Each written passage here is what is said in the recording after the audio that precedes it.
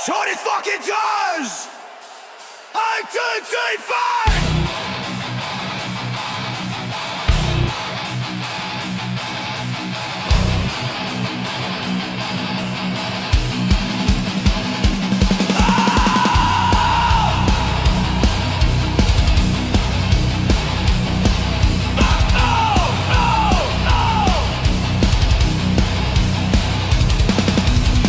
into the ring, the crowd explodes. Jake and Cody, the story unfolds. Cena stands, the Titans glare. Final Raw, his moment rare. The ropes scream, the match shakes. Legends rise and the past awaits. Last time is now, the banners burn. Glory fades, but we all return into somewhere Jake and Cody roar. Cena's legacy, forlorn. The bell tolls, fists collide. The last time is now, do or die.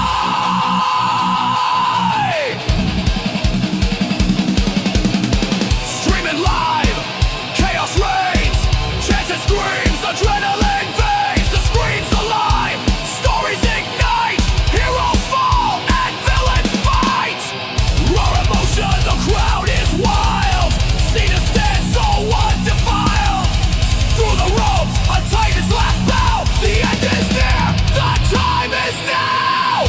Into somewhere Jake and Cody roar. Cena's legacy, forevermore. The bell tolls, fists collide. The last time is now, do or die. Into somewhere Jake and Cody roar. Cena's legacy, forevermore. The bell tolls, fists collide. The last time is now, do or die. Countdown begins, the ring is alive. Only the strongest survive. Legacies carve, the spotlight fades. Battles won, the price is paid.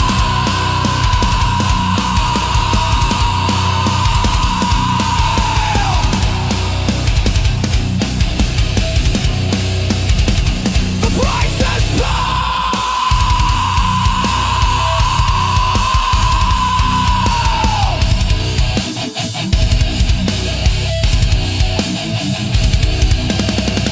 Into somewhere Jake and Cody roar.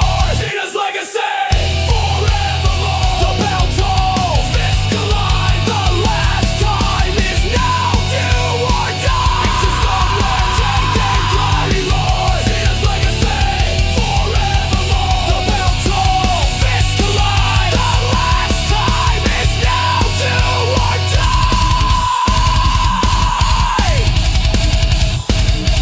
Do or die.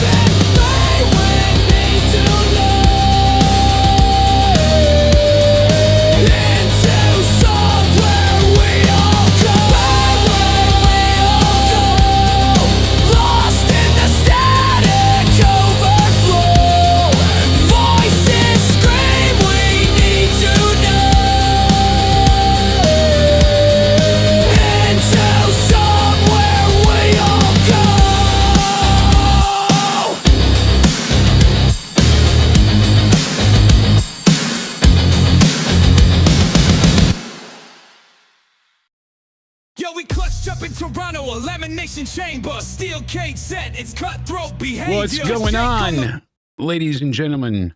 How are we doing tonight? Spaz up in the dome. Review game so tight, call it YouTube. I hear everything in English, so we got it In into the summer, somewhere. we're breaking That's it down, right. It's see Friday it. night SmackDown review. Hopefully you're doing well. It's December 12th. getting into that holiday season next week. It's the what review? It's the SmackDown review. It's really the remembrance of John Cena, and that is not John Cena because I can see him. That's the man, myth, and legend, Cody Onidi 316. Give me a hell yeah! What is going on, ladies and gentlemen? SmackDown was a downer, so we thought instead of kind of fully recovering SmackDown, because SmackDown needs some recovering. That was probably one of the weakest endings to SmackDown that I have witnessed in a long time. Hopefully you guys are doing well. Hit the like button. We're here to hang out and talk everything. Let's get it. Woo!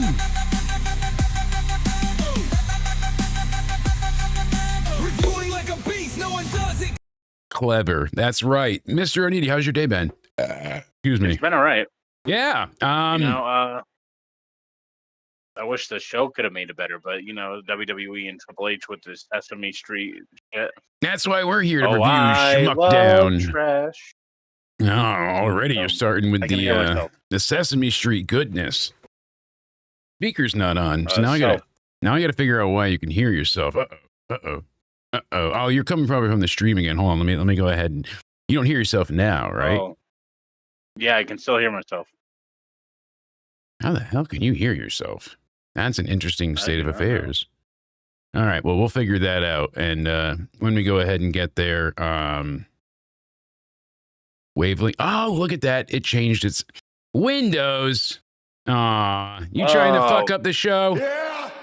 There we go. So, yeah, now you can put the stream thing back on because it wasn't right. Look at you, Jake. Look at that. Crack open a beer. Good. Well, Microsoft, are you trying to tank the show? Because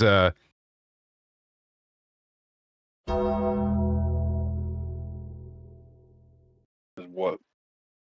sorry, I shorted out there. I took a lot of meds to slow my heart rate, and then I drank like 16 Red Bulls just to go ahead and even that shit out. Oh, well. Schmuckdown was bad. Stuart got it right. I mean, all right. Here's let's hold on. There's it just I want to say I need to see your beautiful face. Turn back on the stream thing. Okay, I'm working on it. All right. We need, this is why I got to stop eliminating interns because we need some. I need help. A lot of it. But whatever you did to the last intern the other day, I don't know what happened to them. Oh, that wasn't really an intern. I just didn't want you to call the cops. Oh. Excuse me, I'm full of air. It's one of those days. So I feel compelled to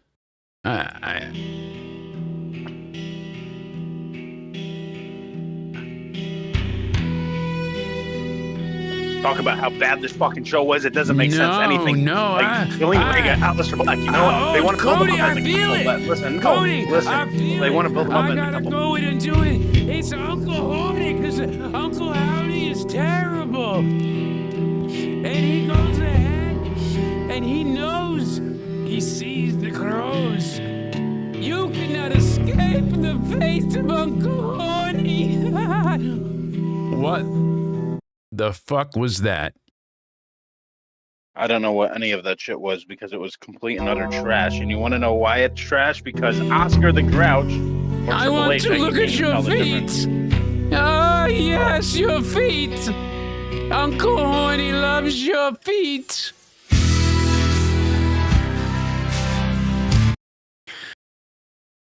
What the fuck were they? I really don't get. Let me see them piggy toes. Yes, oh, some piggy toes. Uncle Horny loves the feetsies. I failed to see what they were trying to do here. They're making him. I think it's just. It's. I don't know. And what do you? What? Pour the lube on the feet and rub some piggy toes together. But Uncle Horny, yes, rub some piggies and. Sorry, I think that went a little too far, but. MFTs on the screen? That's what we do there? And aren't these guys all about fighting and brawling and fucking? Right? Or is it fisting and fucking and fighting? I don't know, Both, but mate. both, right? All of the above. I know you were going to explode. I'm sorry. You couldn't hear the music playing, but you didn't want to hear yourself. But granted, Uncle Howdy loves them piggy toes. I don't know. I have a deep, deep lore love for Bray Wyatt.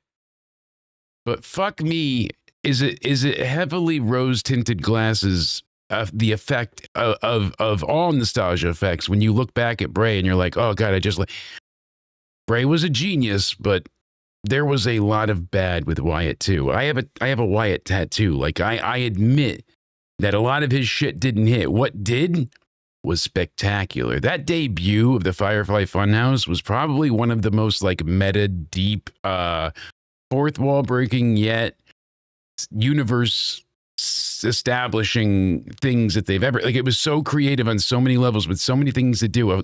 That's good shit, pal, with a Vince McMahon fucking puppet. He got Vince to okay that. I mean, really, really think about that. That motherfucker got a Vince McMahon puppet okayed by shit on your head McMahon. I don't know if Uncle Horny likes any of that. I mean, he might. I don't know. I mean, that's a little. I don't like the scat, but I love them piggy toes. Oh, Uncle Horny's having a field day. I wonder what my neighbors think.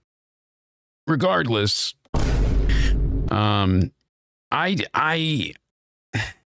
I want to love the Wyatt Six. It's like ingrained in me, just the horror elements and the sci-fi and the fantasy and losing your family and finding solace in the comfort of another and shared destruction. There's so much to this, and it's just so fucking bad.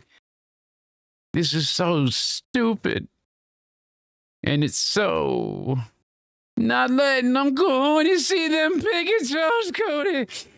I genuinely worry about how much longer this is going to be over with the crowd, because people like the spooky, the entrance, but they did not react to this promo positively at all. And when they saw the MFTs on the screen and knew they weren't even at least going to get a fight, they were not going to pick a fight, this is what they got. They got a crazy old man with a gray mask and long gray fake hair screaming about shit that makes no goddamn sense. He sat in a rocking chair, said that he has the power to see inside himself. So that's definitely, that's thing, like, right? Cody, be honest, like that's he's like going in, right? Like that's the only way he can see inside you. Just that's why it's so disturbing. And he's like, oh, we've been used and abused and come to love each other. So you're disillusioned and out of your mind for saying the MFTs run SmackDown, while the Wyatt Six have Well, talk to these Spaz about his piggy love for them. toes and come get them. So Solo's music hits, and that's it. They popped for the entrance, and then they died. They literally popped. The fans, like helium, just boop, and that was it. No one gave a single solitary fuck about what Uncle Horny had to say, Cody. In the wind, and you piss when the drips splash your face. I told you Uncle Howdy doesn't do golden showers, but Uncle Horny does. Now give me them piggy toes, Cody.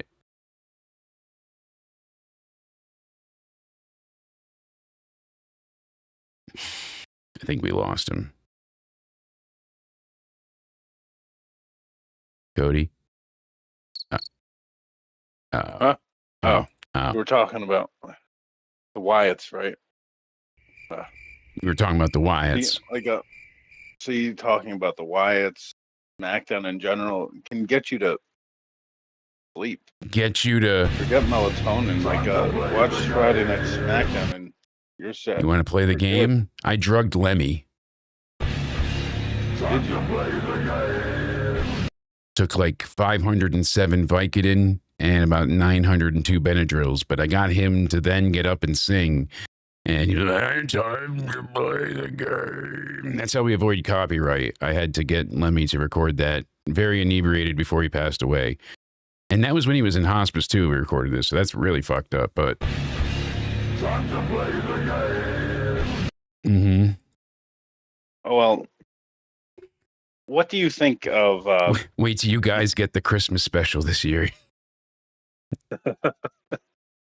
By the way, we are going to have a community. We're calling it the Into Somewhere Office Christmas Party. It's going to be a game night, drinks and gifts and shit to be had. We'll be giving away prizes, gifts to the community. We'll be having doing this? fun.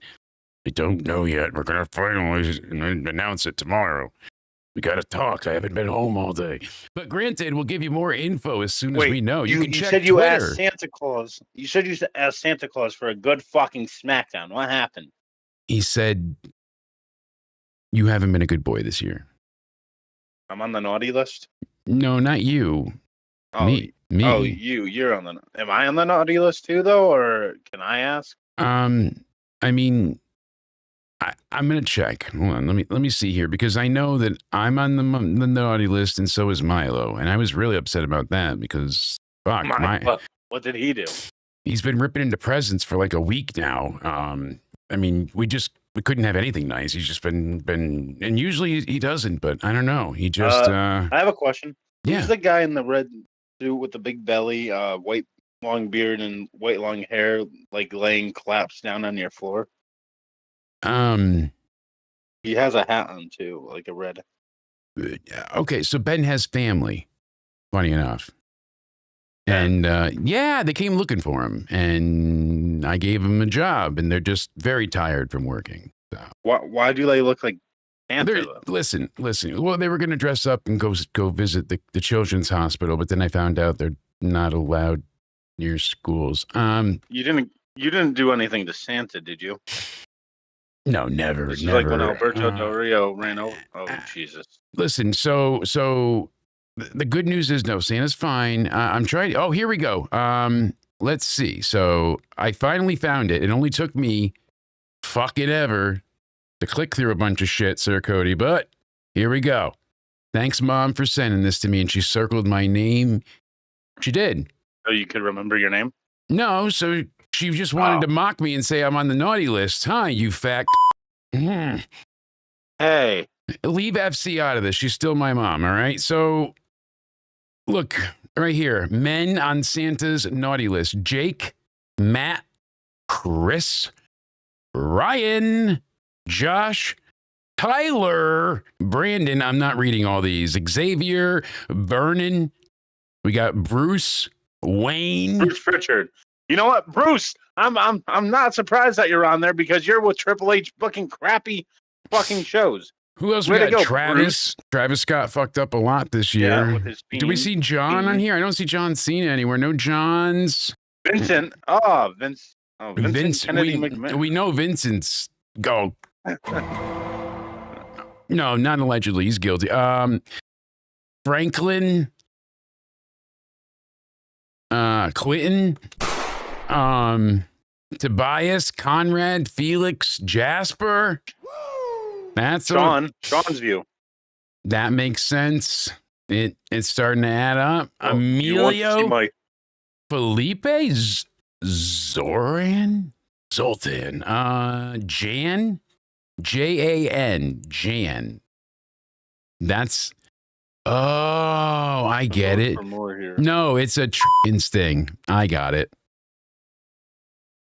Logan Paul. What are those rainbow?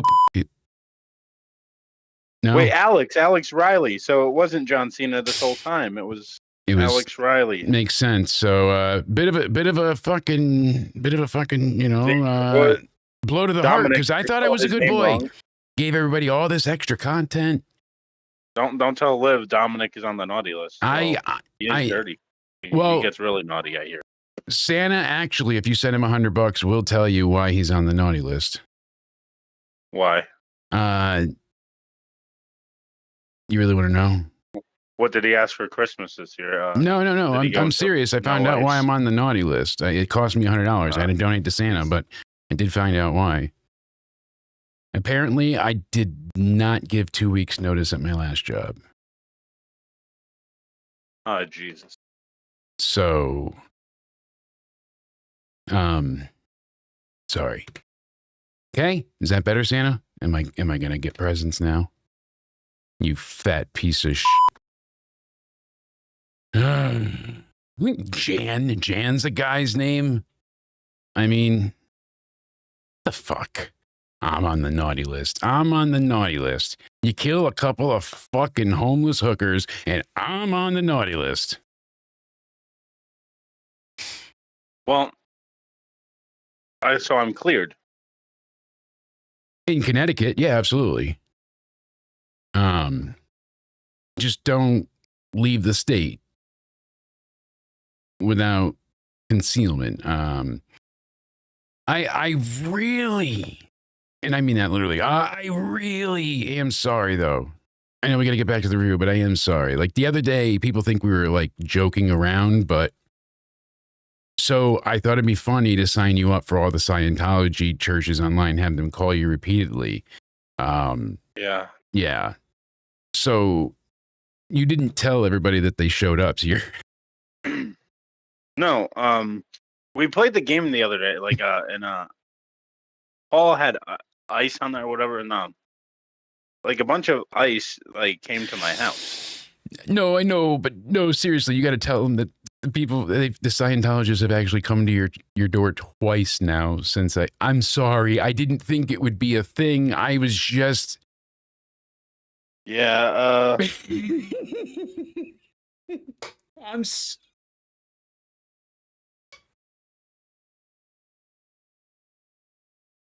They did. I know. Did you have the pamphlet still, or did you throw it away? You should have kept. Did you throw it away, or did you keep it? Threw it away. You should. I should have made you take a picture of that shit. Yeah, I know. I mean, if we show that, then they'll know what church, and then it'll turn to, oh, that would not be. Sorry. Oh, man. We'll worry about that after. But, yeah, we gotta keep Cody out of the limelight for a little bit. This could be bad. Speaking of bad, was this opening of SmackDown? I don't want to be critical of these things. Like, I just want to tune in and have shit make sense. And now McIntyre is saying that SmackDown is unsafe. Like, why? That doesn't fit with his character at all. Oh, because he was with the Vision. He needs a lawyer I have now. to be for real here, guys. I have to come clean here, and I'm gonna take this into somewhere higher ups. I feel like into somewhere is an unsafe working environment. Because of 2 times. Yeah. That's because Scientologists came to your house 2 times to ask if you wanted to believe in Xenu. Yes. So Excuse me. that's a valid reason. You have to admit that's a valid reason why to say it's unsafe. No, because your partner in crime and the other co-host thought he was doing a funny bit that they would just like text you or send you emails, and I didn't think they'd show up repeatedly. that is true. Yeah. So Have you ever worked in an unsafe working environment? No, not unsafe, Cody. You ready for this? You drop this claim now. You're getting not just the monitor for Christmas, but the webcam as well. Oh my God. And what else? Ooh. I'm going to tell you right now. You ready? Yeah. All right. I don't know. You ready to play the game? Time to play the game. Yeah. Well, show me present number 3. What is it? Mystery gift. Oh, you're going to get to open a mystery gift. It could be a car. It could be a boat. Could be a Slim Jim. I don't know. Do you want? Oh, I mean, like to break into cars and the Slim Jim. But regardless, Oh, gotcha. Yeah. yeah, Wait, what? slapjack, Wait, you need me to break into a whatever. car? Well, you could win a car. Well, not win; it's a gift. But depending on whose keys. Which car is it? You could be yours if there's keys in there. Or imagine if I What wrapped if I an get entire pulled over car. and they say this car is under a different name? Well, it would be until I wrote it in your name. It has to be in somebody's name until it's in your name, and then you would therefore be the legal owner. No, seriously though, do you want to continue with HR? Or do you want the mystery gift? The mystery gift, All right, Okay, you're gonna have to open it on stream. Ooh. Yeah, right. I will have delivery set up either tomorrow or Monday. Sounds good. All right. No. Run, Milo. He hears the GPS going off. That means people are home. Regardless, dog. This how I feel now with him bargaining is the same as SmackDown. Just noise. Cody comes out and after being told you're not going to be able to have anything good go on tonight because Drew's not there. Wait, they're going to save it. They're going to actually save it. They're going to help us. How? Because after Drew isn't there and Cody's just running his mouth, what do, Cody? They give us Oba fucking Femi. What did you think of Oba Femi? I mean, he did his part, and he was sure talking. Yeah, exactly. I mean, he came out and looked like a fucking badass. He has so much aura and pizzazz, and it is just fucking oozing off this man. That's your messenger. He looked just truly undefeatable. No, I don't, but I need to get that. So enough. I need I can't do it as well, but that is just fucking glorious. Cody, he sounded convincing here, but Obafemi was the real star. I did like their interaction. Problem is, all of it is just it's in an island. It's its own little thing, and then it's done. Obafemi's not moving up yet. He's the NXT champion, so we get one match, and I'm grateful for it. I am, and it's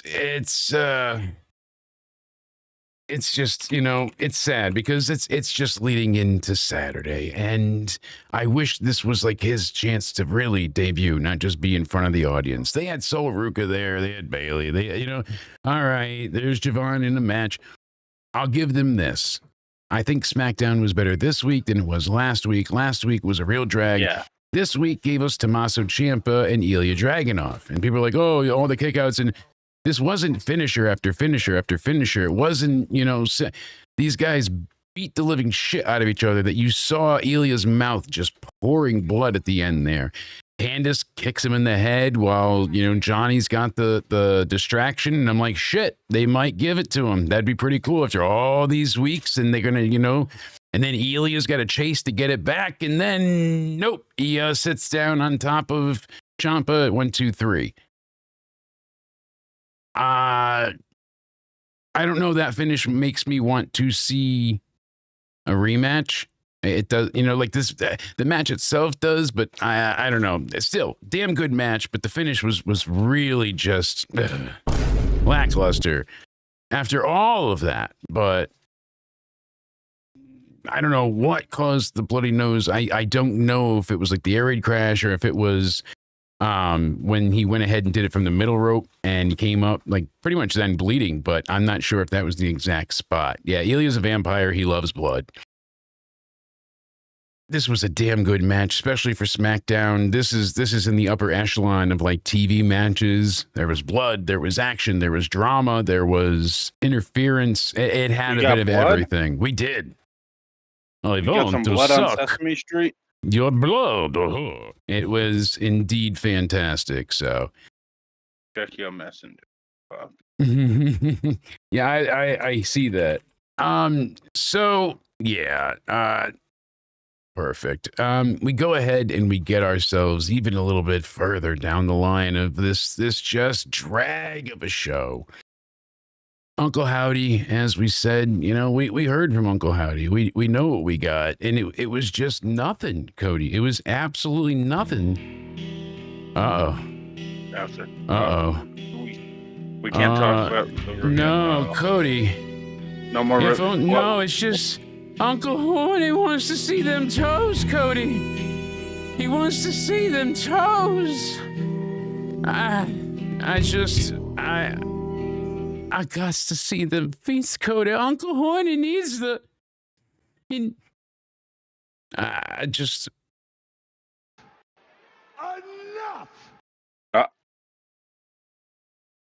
All right. Wait.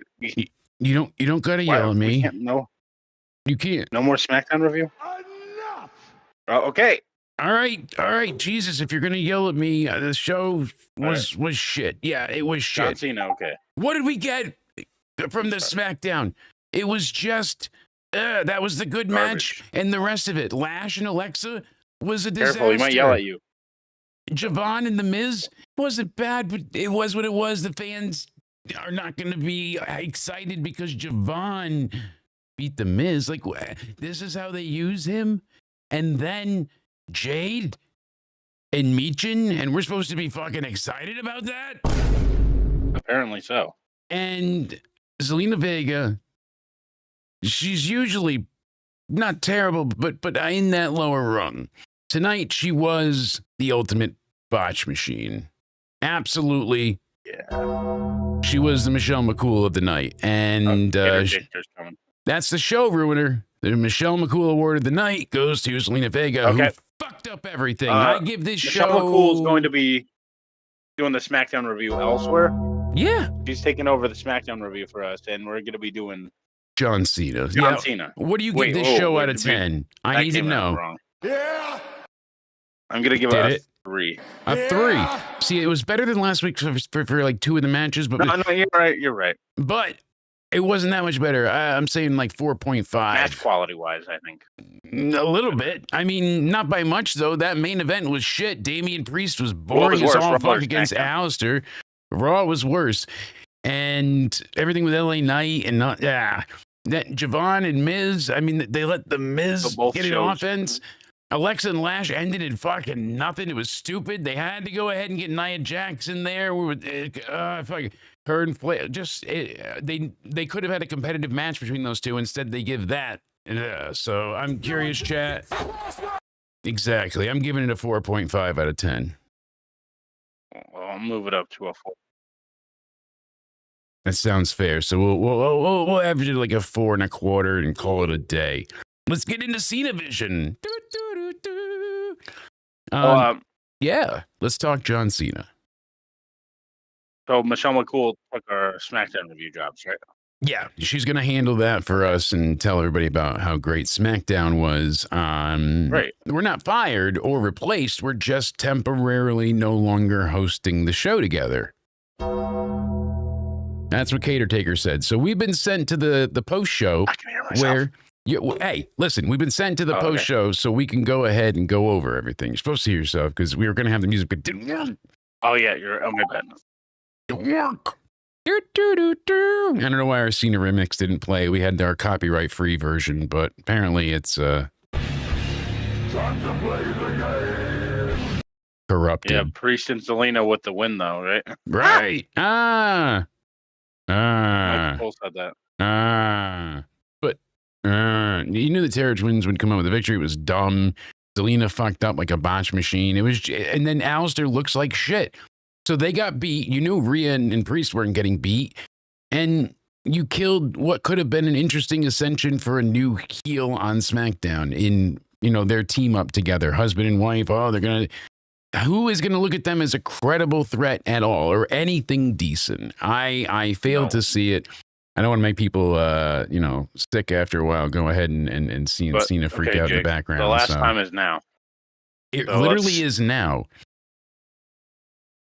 I am disappointed. I will say that. Tell me how you felt about Cena overall in his career. Like, if you had did you like him or did you grow to like him before we get into all this? That's a very nuanced yet interesting topic, okay? Because here's what I'm gonna give it to you. This is the problem. So I didn't originally like John. I was first introduced to him on the pre-show of, I think, maybe Mania 19, I think it was. And he came out beforehand and rapped and left. And I was like, what the fuck?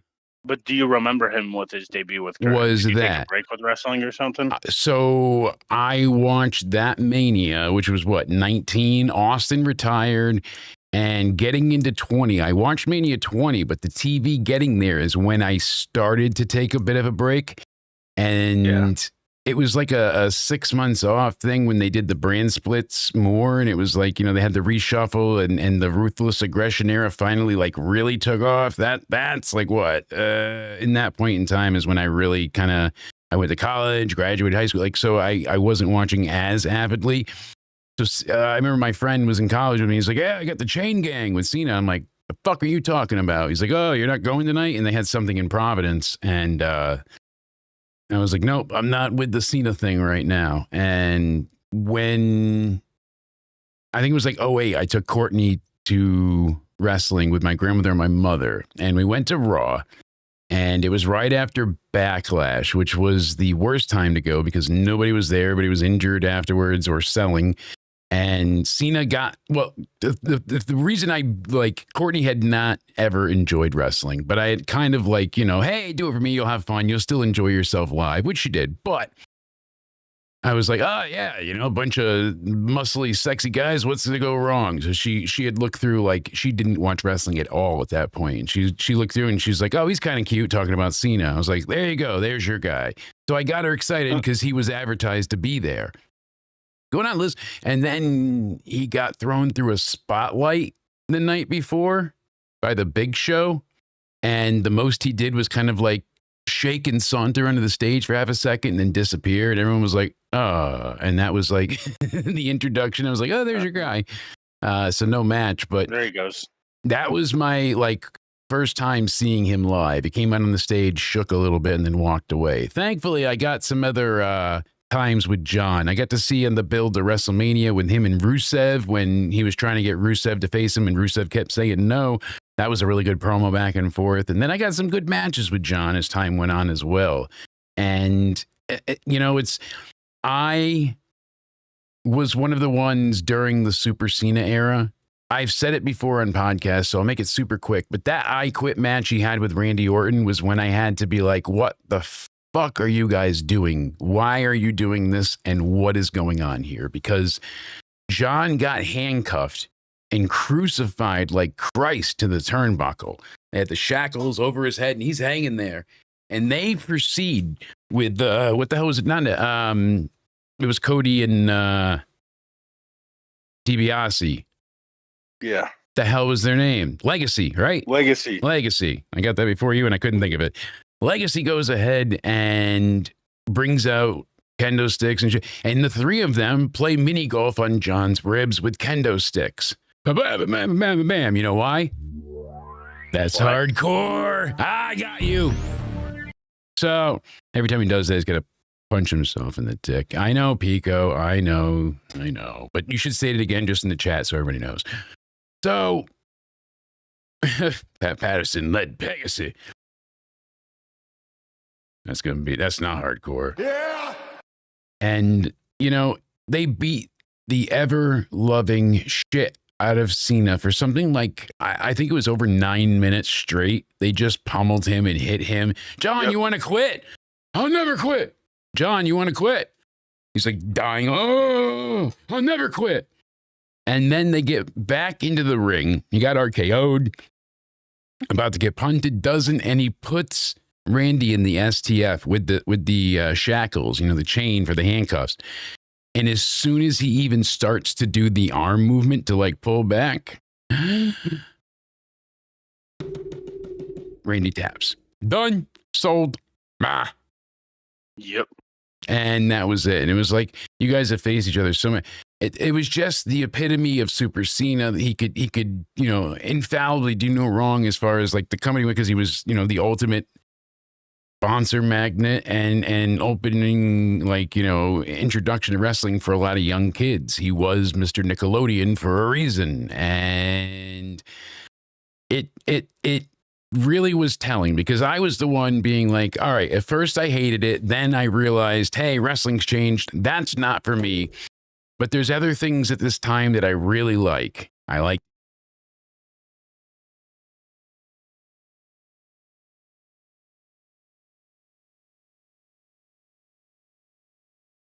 Oh, hopefully you're not saying something crazy because you're muted. Well, hopefully I'm not, but good thing you're there. Well, I heard it, what you said. Yeah, you heard it. So John You Cena. can't say that on air. I know. I'm sorry. I'm just ranting with my. Once I switch that soon, it won't do that anymore. There's a resistance thing apparently, so it protects itself with the IEMs. Any event, so it goes and goes. You can hear that the entire time though. So yeah, you hated Cena because you wasn't 8 exactly, Pico, and that. It's how it should be. It wasn't for us. It was a different demographic. We had a CM Punk and fuck, what about the best wrestler of all time? Yeah. Alberto Del Rio, right? Fucking hated him too. When I really got heavily back into wrestling was when he won the Rumble. What was that, 2012? Like I had been watching still, but it was 2011. I remember 11. this. Because that's when I got into it. And it was the 40-man Rumble, and they only made it 40 men so they can fit the next in the core in the fucking Rumble. Yeah, the core. And that was like the that was Nexus, so right? bad. Because, Wade got kicked out, and they had to make a CM Punk was the new leader, and yeah. So what defines a GOAT to you in wrestling? Like, that's the thing. John continued to elevate and escalate matches and feuds, and he became like kind of the person you needed to ascend to his bar to prove that you could be good at this game. If you faced him, is he better than Hogan? No, in ways I would say yes, but on the mic. In everything, he's a better wrestler. He's better on the mic. He's better as PR. He's squeaky clean compared to everything Hogan did. Like he doesn't lie to the extent of where he's quoting misinformation and shit. I'm sure he's lied, but I'm saying like he's not out there telling stories. Why answer that when you can revelize to the past's future and the future's past? Yeah, he finds a way to work out of it. It was 10:08 at 10:07, so theoretically, can it be 10:09? You know what I mean? Could be. That was actually pretty damn good. You blew my mind there. That's hardcore. You're welcome. Yeah. So I managed to get on the bandwagon, and if you notice at that point in time, if you went to John and you stepped up and you floundered, you failed, you fumbled, it mattered. Tell me it didn't. Think about it. Think about who fucking couldn't keep up on the mic and think about who could. Prime example, Roman Stuttering Reigns, right? Sufferin' succotash. The boy comes out to go against Cena, can't remember his words, and what does Cena do? He doesn't help him. Cena doesn't try. He just says, hey, kid, it's a promo. Got to learn to cut it, Buried mediocrity. This could be a hot take. But if they just did this character years ago, like people said they needed to, the tribal chief, the heel thing, and all of that, Roman Reigns could arguably be right now on the level of Cena, like overall career-wise. Like he could have been a self-made man instead of a force-made man years ago. WrestleMania 31, 2015, I am calling JD from New York, and I'm telling him on air, hey, he's like, who do you think the biggest heel in the company should be? And I'm like, I agree with you. And it could be even bigger. Roman Reigns. He should, because he was hated already as the biggest face. And we were going into that Mania with him and Lesnar after they just played grab bag with a purse against each other. It's mine. No, it's mine. That was not hardcore. Yeah. So then you asked Sean's view right after that, and he just started rhyming. Yeah, he was like, Roman's cool, you fool who drools and stool. Like, all right. But Enough. Then you have to hang up. yeah, enough. It's not hardcore. Yeah. God, air. So, all right, fine. They should have done the thing with Roman, but you look at Austin Theory. You look, John could bury people, promos, matches. If you didn't swim and stay afloat, he let you drown. Did he get better as time went on, become more helpful in the back and become less of an asshole? Absolutely. And now people enjoy working with him, but the early 2010s into the 2015s, from 2008 to 14, apparently was very hard to work with Cena. He was very flippant, he was in control, and he just knew. Cena's on your Mount Rushmore along with Orton, HBK, and Chris Jericho due to Jericho constantly reinventing his character. I mean, love him or hate him, you got to give him that. That's what John Cena fan Nate said. Pico had said that it's Flair, Hogan, Austin, and Andre. I'm not going to give my Mount Rushmore yet. I always want We'll give ours at the end here. I don't even know if at the end. You can gladly share yours, but here's the thing: I am a fence-sitting bastard on this because it's ever so fluent and changing with me. Like I could probably pick, 2 or 3, Okay, but if there's Cena's usually on one people's Mount spot. Rushmores, are you gonna argue it with them, or is No, that a reasonable Mount Rushmore? I feel like that's reasonable. I mean, Nate's 21 now, so he grew up watching Cena. Literally, Cena wrestled more than he was alive, and that's a lot to have into someone. It makes perfect sense because you were absolutely catered to at that age to watch John Cena. He was in every facet of your life. He was in video games. He was on the TV networks. He was in the TV shows. He was in the movies. He was in music videos. Yeah, I mean, you name an outlet, and he was there. I cannot think of a thing that John Cena, from the Kid Choice Awards to Good Morning America to Make-A-Wish and Disney. Pico, if you're questioning his age, that was not that bad of a list on. No. He was just curious because it lines up with him being a Cena fan and who he had.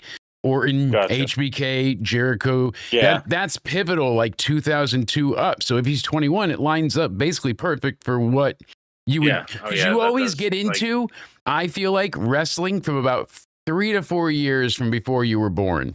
And that age range always holds like some type of credence with you. It's got some type of feeling that just stays strong. I know everything about the Attitude Era, Yeah, so there's always stuff that, it's really great, and you can go, I usually say, you got a plus minus 2 or 3 years, but I mean, I was 87, so if you look into 84, what's that? I mean, that's not a big year. That's the year WrestleMania started, but whatever, But what would I really hold on to dear? Really? My mom was huge into but girls just want to have fun. What the hell was her name? When the working day is done, oh, girls just want to have fun. Regardless, it'll hit. It'll. Cindy Lauper, Jesus, that's why I love having the low latency. Wendy Richter's own ring, general/manager. I don't know why I couldn't picture her name, but yeah, Cindy Lauper. But I was so big into Piper at that point, and hated with Mr. T and not get. I got a good question for you. Yeah. Okay, Cena. Yes, get us back on track. Underrated feud and one overrated feud. Underrated, him and the fans. Right? What an asshole answer. But think about it. No, that's actually the "you can't wrestle" chants. He has had some great interactions with fans where they have booed him and ripped him to shreds, and then they have praised him and stupidly just drenched him in love and adulation. It is amazing. Do you think his heat is different from Roman's or same? Like when he got booed? Because I feel like people cared to see him still because they want to boo him. I think it was there was like a dual faceted nature to it. Cena shirts. Exactly. So at the younger ages, like the Super Cena eras, yeah, people legitimately hated John. But then there was also part of the zeitgeist, part of the culture, part of the thing. It's like, you saw him throw his I shirt think into everyone the ring, and acknowledged then he's talented. So one night stand threw it back. If Cena wins, we riot. It became cool for us to hate John Cena as well. So he kind of got. Here's the issue, though. Shit on. Listen. So here's the issue, because this is where wrestling fans become hypocritical, like saying we need them to make another Stone Cold, Hogan, Rock, Cena, but you don't want people winning all the time and burying. You're gonna have to sit through some of that sometimes to get that big next breakout star that you want, that everyone knows outside they of got to wrestling. build If you're not people. a wrestling fan, you hear the name. Like Roman Reigns, like if you're not a wrestling fan, people hear the name Roman Reigns. John Cena, like The Rock, like people hear those names. Like you have to sit through some of that if you want the next breakout star to be that way. So I'm saying, I don't personally agree with everything Cena did with burying, but at the same time, it's business, and he had to do that to be where he is today. Now, I want to say to you before we go to, I said underrated with the fans, but overrated. Before we get there, overrated rivalry. The one thing about John, I would label him as, and this sounds probably, it needs a bit of explanation. I got to prod the beast a little bit, but quickly, I don't want to leave you too long without the topic. I feel like John is consistent. And that's what wrestling needed at that time. You watch a John Cena promo, you're not going to hate it. You may not love it, but it's entertaining. You watch a John Cena match, again, it wasn't at that time going to be, a 5 out of 5, but it wasn't a 1 out of 5 either. Like, he wasn't putting on bad wrestling. It was just not up to the standard of what other people were doing. He had the 5 moves That's of what people doom. say. Like, he wasn't flashy in there, but he was no slouch either. Exactly. He put on competitive matches. He worked his ass off. I mean, he is so strong and so impressive, and he's done some amazing and you have to get feats. the right guy, and he can go, like AJ Styles, for example. Like he can wrestle his ass off with someone like AJ Styles. You mentioned before, like the fans were booing him, but they weren't. The thing with that is it was dual faceted because he's a heel. In his retirement year, people don't want to boo him. He's leaving. They wanted to praise him again, shower him with love. They wanted to thank Cena for all this time. So it was hard. Like, so cameras went off and they did the cheers back on, boo, but people knew there were roles. They shut their mouths. They played along because it fit. That's today's audience. That's why people live love to eat. And then you're watching on TV. You're like, ah, shit. Because in the arena, oh yeah, run it back. It's fun. We're having a great time. I blew my shoulder out.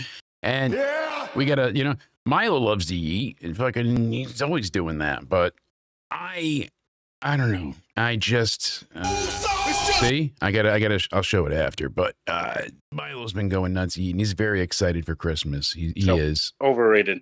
Yeah, overrated feud. Is it Randy? No. So this might be a big surprise. And you wouldn't guess. I feel like the feud. I feel like the feud here didn't even deserve a Mania match, but it's praised all the time, and I don't see it. I kind of hated it, and people love it. I think for the wrong reasons as well. But Cena and Rusev. Match, if you ever watched that match, it would be a better feud because Rusev is a lab-created John Cena heel. Yes, and exactly the foreign menace, the illegal, I'm gonna fucking choke you out and kill you kind of thing. Oh yeah, we got it now, we got everything, and it's like you said, it's like the perfect chemical makeup, sugar, spice, everything nice, and a little chemical X to go ahead and give us the Pussy Puff bitches and the Pussy Puff boys. So the Pussy Puff boys turned into Rusev and Lana. And give a little no disrespect to Rusev, but more of an iconic feud that you're like, all right, was it really that was iconic? Huge. Everybody always talks about the goddamn tank coming out of Mania and all this shit. That was an awesome entrance. The promos. See that theory WWE posted on the website. All the promos suck. It's terrible. Pretty much everything building up and laid down is awful. With her fake All of it was Excellent. bad except for the entrance at Mania, and that was that. What'd you say here?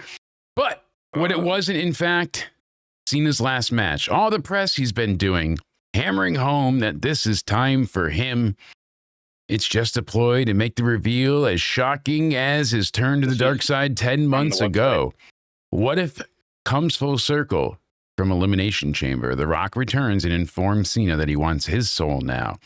And as the final boss, this will be settled at WrestleMania 42. A rubber match at WrestleMania that is 13 years in the making. Could you imagine? WWE posted this. Yeah, but I think that was what they wanted initially, because look at how this year started and look at what I think The Rock was initially designed to be Cena's final opponent. I made you turn heel. I'm going to help you get the title, and then I'm going to turn on you, and that's going to lead to Cena turning. It kind of seemed very formulaic. Problem is, Rock is not. He's not the cock that can walk, baby. He's Dwayne Johnson right now. He's fucking frail and tiny. I don't know if he just had to get off stuff because of years of gear use, and eventually it affects your heart. And he was carrying so much muscle. I mean, he had to eat what? He said 18 small meals a day at sometimes. He would sit there and eat like 6,000 calories for a snack. It was insane the amount of shit he had to put into his body to keep that look. He had a team follow him around to make sure he had to keep pissing in bottles with all the amount of stuff he had because he couldn't, and we talked about it. Fucking having interns taking away the piss bottles because he can't. Oh, it's not just a bathroom thing. It's because you're on so much shit you can't hold your bladder. The Rock is not going to be able to get into ring shape and not at the tiny spot that he's in. And it's not like The Rock was always this amazing in-ring worker. He was charismatic. He was, everyone always hated the people's elbow. I like the people's elbow. It was flashy. Oh, it's so stupid. So is this. All this shit. It's wrestling. The elbow, oh, that wouldn't hurt. Fucking elbow hurts if somebody gives it to you the right way. Elbow to the heart. Fuck yeah, it hurts. I remember saying that like 8 in my 14-year-old neighbor. I was like, I don't get how the elbow hurts. He's like, lay there. I'm like, all right. And fucking knocked the wind out of me as I'm like, dying. It hurts. Yeah, no shit. Wrestling hurts if you're not trained, right? Granted, Cena, he deserved better than Gunther. He really did. And it's upsetting. It's disappointing. You said Cena's going to win. I said I think he's going out on his shield. He's very old school in that avenue. And it would have been great to see, Batista and Edge and a lot of these people come back. Unfortunately, that's not the case. And I know we're talking about Cena, but one of the things no one has really brought up yet, Cody, is that with Cena leaving and retiring, next year we're getting the retirement of, who is it? AJ, Brock, someone else I'm forgetting. Who do we have? Yeah, Rey Mysterio is another one. Like, who do we have coming back as legends? Who do we have that's like the guy that's big? Roman, but you know what I'm saying? He's not the John Cena age. He's not from a different time, a different era, a different generation. It's like our biggest guys were 2/3 of the Shield, and even them are big. Like, I just don't see Roman as the $15 million a year earner. I never saw him as like the top guy. And I get it, but he only got that spot because they gave it to him. It wasn't his in-ring work. It wasn't his promo skills. It wasn't his work ethic. Again, that was another lab-made heel, and it worked. And I think it might not have worked as well as it did if the Thunderdome didn't exist. He might have died in front of those crowds. Roman fell apart trying to deliver serious or heel promos several times before that. He had to talk in front of screens. He had no heat, and by the time he comes back, are you talking he's about got the heel belt. promos with the Shield, or are you talking about those promos? Did they have the Thunderdome with the Shield? No, you said he fell apart with a lot of those promos in the past. I know. I'm being a wise ass. No. I'm saying, like, yeah, even the Shield promos, he would stumble over. His face promos, he would fuck up. He didn't have a great track record. he got lucky because they could re-record in the Performance Center and edit things, and it was in front of the Thunderdome, and none of what they were doing was really live all the way anymore. Yeah. So it really led into WrestleMania, and now he's taking on Edge and Bryan, so it made him by beating two people. He stacked them. People forget that he stacked them up. They gave that to him, and then from there it was just off to the races. Now we got Lesnar, and then we got Cody and Cody. It's like he main evented, 37, 38, 39, 40, and both nights of 40. Fuck me, like they gave him everything. And I don't dislike Roman. I don't dislike his work. And what's even worse than that? I can't really have given you a guy that should be in the top spot that isn't Roman, because there really isn't another guy that's ready-made. They were right about for Roman. that spot. Vince was right about him being They had star. a way, yeah, but he should have been. He got too much too soon. He was very popular, but they bum rushed him to the main event. And the problem was FCW. He wasn't cutting promos in front of everybody. They had to get the Shield persona, and they had to believe it, and they had to let time pass. Let him learn more, because you saw him get better. Now Roman is great at taking his time. It's almost a joke at this point, but that's why he's so over. People wait. They wait for the one. They wait for the something happens. He waits. He pauses. He knows how to soak in the noise and let it build. I am just disappointed that there's not many that are on the level of what Roman is being cared for, paid. It's not, like I said, it's not a hate thing, but Seth doesn't feel like he's on Roman's level, right? I don't feel like Seth Rollins at all is on Roman's level. Do you? No. And that's a problem. We should probably. They But should be on the same level, realistically. that's what I'm saying. Like they should be in the same, echelon, the same tier, but that's not the case. Really quick here before we get killed or copyright. Just look at Milo begging for Christmas gifts and yeeting. He's just going to keep yeeting over here. He's yeeting. Go ahead, Milo. Keep yeeting. You're just going to keep me going, puppy. The issue with the Shield. He really wants to go ahead and open these gifts. I'm sorry, Cody. Yes, he's just. one. I did. He ripped it to shreds already. He tore it open.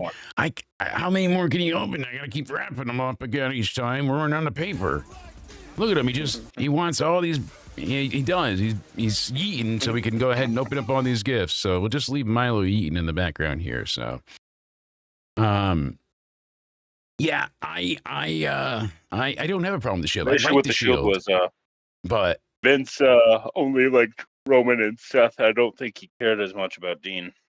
Oh, that was shown, and He only liked Roman and Seth. not that he only liked, but I guess he had a hard time with Dean. And apparently they had a really good relationship at first, and then it got a little muddied from, I know people were saying from his books and stuff, like I didn't read it, but granted, I think him and Vince were good at first, and then Vince want to let him get his way, like Roman and Seth got their way. Yeah, and that was because Roman and Seth could do whatever the fuck they wanted.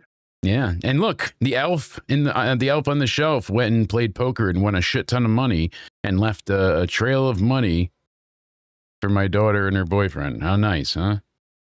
I don't get shit. Yeah. I don't get shit. And the elf is like, there's enough to share, fucking thing. She got boobs though in that dress. And then where's the doggy? Yeah, but there he is. See, he's stealing ornaments. He's on the naughty list because of this. But there's no audio. You're free to talk. I know you can't hear it, but so way to talk over the dog. Thanks. No, I'm kidding. Sorry. Okay. Anyway, people losing their retirement match. Do you think most of the time, do you think they should win their retirement match or look up at the lights? Right. I think looking at the lights is typically what you want. Oh, see, now Milo's tired after ripping open presents. This is the after. He ripped open so many that he's exhausted. Hardworking, exhausting. You got to give him a break here. See? Look at him. He's ripping open presents. I came in from the As you kitchen, should. scooting my ass in, and I just see him. I hear paper ripping. I Hey. just hear it. Bad doggy. But he's cute. Bad doggy.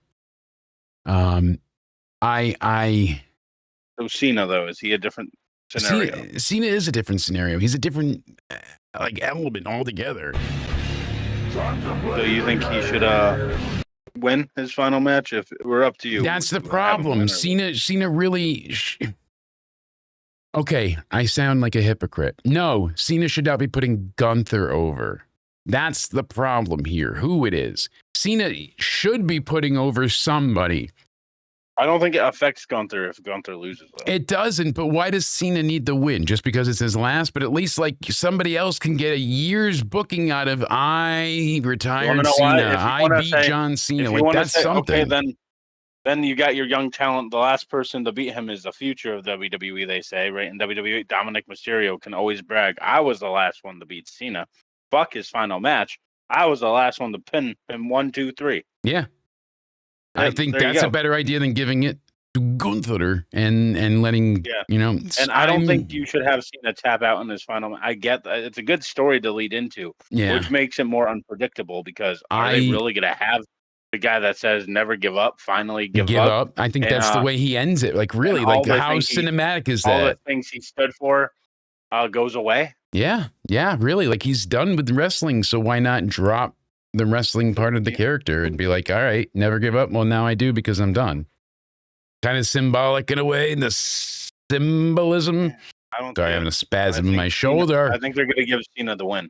They probably are. I think I don't know. I'll be wrong, but I'm feeling like the crowd happy. I feel like they're going to have Cena win. All right, poll in the chat. This is called for a poll. If Cena was opening the show like they originally said, I think he would win to keep people's spirits high. But I think he's going to lose. Yeah, so now I think he's going to lose. And so if he was opening, you would have said he's going to win. Let's see who. I still think he's winning. Wins. Cena or Cena? Cena. Who wins? Cena or Gunther? Let me know. Take that poll. For those of you hanging out over on Twitter, what are you doing? Come hang out with us on YouTube. It's youtube.com/Jake DeMarco, where you guys can actually become members. That's right. You can join the channel, get access to, premium content like your availability to join us for game night guaranteed, and some more fun and fantastic things behind the scenes. So go ahead, if you so choose to do so, go ahead and click join down below. You can also check out some more fabulous sponsors like XSplit. Use code BANANA for 20% off XSplit Premium, and then you can go ahead and check out YouTube's own vidIQ. Go to vidIQ.com/into somewhere. And they'll help you supercharge your YouTube channel. We're almost at 14,000 subs. They've got some great AI coaching and real YouTube coaches there to answer questions. And I've had, random things pop up that just baffle the, YouTube creator. And it might be a simple fix, but I'm like, well, XSplit is sending audio only to Cody, but not to, things like that. And they're like, hey, listen, here's what you can do. So really cool to have that type of support. So make sure you go ahead and check them out as well. And Cody, Liz, we've got Spaz, so many people that are great in the community. All their info in the description box down below. We've also got new music coming out from Unidark that we'll be previewing next week. And we'll also have details tomorrow for the Into Somewhere Office Christmas party. It's going to be great. So make sure you guys stay tuned for that. A little more. Yes, please. I just don't think... that kind of like tarnishes everything Cena stood for, and I think John Cena is a man of his word, right? That's always it. Yeah. So then he theoretically wouldn't be a man of his word if he gave up. So he fed everyone bullshit. Is that what happened? Maybe. So I don't think he mean, gives up. And like you can't. I There's no scenario. It's either tap out or Cena wins. So I think There's he no he could passing out. say he hasn't given up until now. Like now, it wasn't bullshit. He believed in it. He believed in it. He believed in it. And he did it all these years. Never gave up. Ever since he said never give up, he's done it. Yes, he tapped out before, blah, blah, blah. But whatever Gunther does to him, he's gone through worse with like He what you has, mentioned before, but the icon but match his with body's, Randy. he said it on air just as much as he said it beforehand. It is inevitable. He's in pain. He hurts to walk. He hurts to move. He's glad he didn't do the full schedule. Like there's things affecting him that he's weary about already. That all plays into the years of service of 250 dates in a 365 date year. You know, John did it all. He was at every house show, every pay-per-view, every Raw, every Smack. You know what I mean? Like brand split be damned. He usually was just to at be both clear shows. here, though, Yeah. we have to acknowledge that there's no passing out or pinfall. For Yeah, Gunther that's winning. not going to be it. I think John is going to tap. So they have the visual. It's a big thing for Gunther to go out there. He's going to get a ton of heat. I tapped Cena. I made Cena tap. I made Cena tap. Like that's good. I feel like that is kind of like Cena's gift to Gunther in a way, being like, now you have this to take to the people Do going Gunther forward. and Cena shake hands after the match? So John Gunther seems like a man of respect. Even yeah, when well, he's a that's heel. what he. Oh, absolutely, because he's all about that. So yes, Gunther, I could see going ahead and absolutely shaking John's hand because the ring general says what the mat is sacred. So absolutely, I could see him. This is a good. I'm glad they added this factor into the match because now it makes it interesting and it actually makes it unpredictable now. Because I mean, Cena has laid I think out so people much refuse before. to believe the visual of. I think this is different though. Like people refuse to believe the visual of Cena tapping out because that hasn't happened, and that's the only way Gunther's winning in this match is if Cena taps out. So that I makes it a agree. lot more unpredictable. It does. And I mean, think about all the times Cena's giving you a proclamation of, you know, you're going to kick my ass at SummerSlam, Roman, but all I need is 1, 2, 3, you know, and that was such a great promo. But he didn't win there. John lost a lot. He ended the Austin Theory experiment, as I mentioned before. Okay. Here's the difference, though. Like, yeah, that I don't feel like that if works. If he passes though. out, that's not giving up. Yeah, I know Pico's going for it there, but yeah, Orton's going to retire not long after. I know there's a third we were forgetting about, but it was definitely Lesnar and AJ. I'm just saying. Do you think him passing out is a contradictory to the give up scenario? Because he didn't give up; he was fighting until he got choked unconscious. So that's not giving up, I don't think. I mean, look at because the he Miz. still refused to tap. Remember when Roman and John were in the ring, and the Miz cut probably one of the best promos of his career? I think that's even better than talking smack when he tore, because John and Roman were like going at each other. Yeah. And then that's when the Miz come out. He was like, you know, that's the promo kid one. Like it just, fuck, that was so good. And Daniel Bryan mentioned the other day, because a lot of people actually thought, like speaking about the Miz, like in that talking smack and all those promos, Daniel Bryan actually admitted the other day, he said, just to put the rumor to rest, that him and Miz actually Jericho, that's the other one retiring. Yeah, I think so. I think there's respect there. And same thing like with The Rock and John. Like they hated each other first, but Bryan was mad that Miz doesn't get the respect he deserves. Bryan on Chris Van Vliet said, why not? Like he is a very hard worker. Well, here's the thing. Miz deserves the respect. The Miz absolutely could have had an entire year to build up a story they could have done so much with this. Now, Cody, go back to April. Maybe it was March.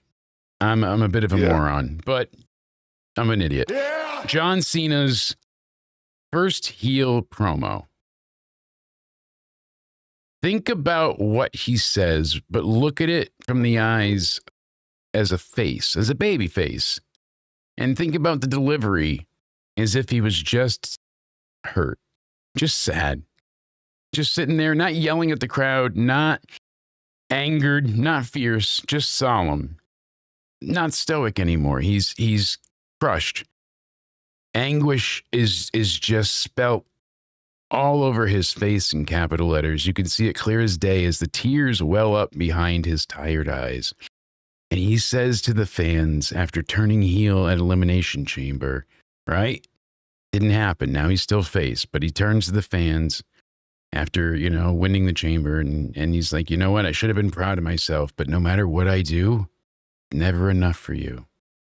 And you should all be ashamed of yourselves. I'm not a baby face, not a heel. I'm a human being. Each and every one of you have been awful to me. You've been awful. And it's been the same noise for 25 years. I put my values on the line to make a very important choice in my life. And all you can think was, what do we get? My story changed, and all you asked was, what do we get? John Cena's coming to my town. What do we get? This is trending. What do we get? Not one of you sons of bitches have asked me how I feel. It's always, what do we get? What do we get? Well, now you get nothing. You get what you earned, and what you have earned is nothing. You don't get a new look because you dress like me. I don't dress like you idiots. And you can go into the whole thing. But if you look at it as a man that was betrayed by the fans for so long, and he's not a heel, he's not a face, if you look at it from someone that is just in pain, it is almost beautiful in the delivery. You know what? But it doesn't This promo, fit for and wrestling. you put it in 2012. Would have been so. It was so perfect, greatly. and, John Cena would have been a logical heel if you did this in 2012. Oh my! Would embrace the hate and all the shit that happened from that, and The Rock and them losing. That would have made sense because that's the follow up thing. This all would fit perfectly. This promo if it happened with the feud with The Rock, because Kane was the one trying to get him to embrace the hate, right? Yeah, I mean, Kane was trying to get under his skin in any way. Imagine if instead of yelling at the fans, John, still a face, is crying. He's like, your time is finally up and my time is now. Like he's not going to care what they say anymore. I've had to be a hero to young fans for decades. I have to go ahead and remain in this abusive, toxic relationship because I wanted to be a good guy and you couldn't accept it. No longer can I sit back and be a punching bag. My career is sunsetting, and I'm not going to let you have the final say. If you look back in a isolated view, and even if you want to call, if he was a heel, if he was, everything about this is fantastically amazing, but not in the time in which it was placed. Like you said, if they did it years back, because he needed to change it.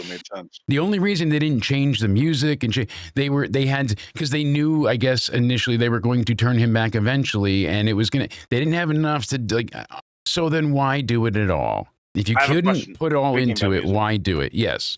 Will we ever get that music that he recorded in 2012 when he was about to turn heel? Apparently, he said he has a lot to talk about when he's no longer working. People wanted him to answer questions already. And on a few different podcasts. You need a part 2 back on Joe Rogan. Part 2 on Joe Rogan. That would be fucking awesome. He said Joe Rogan gets the realness out of him instead of roboticness. He gets emotion out of him, but I don't know if it's real. Everything with John is very meticulously. He didn't sound like a robot.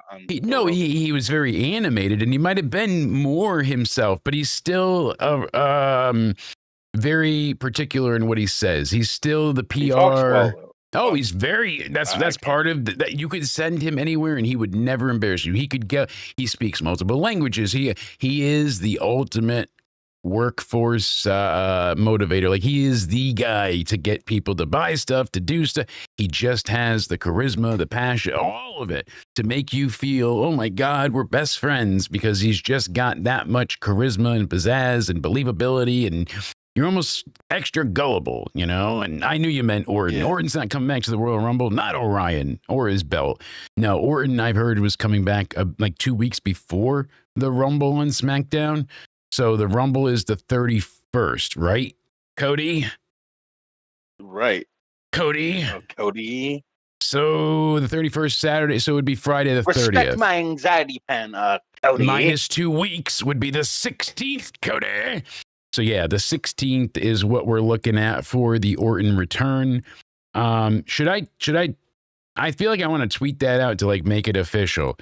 Just to be like, this way you guys can hold my feet to the fire and be like, you're a fucking idiot, or oh, you know what I'm gonna do?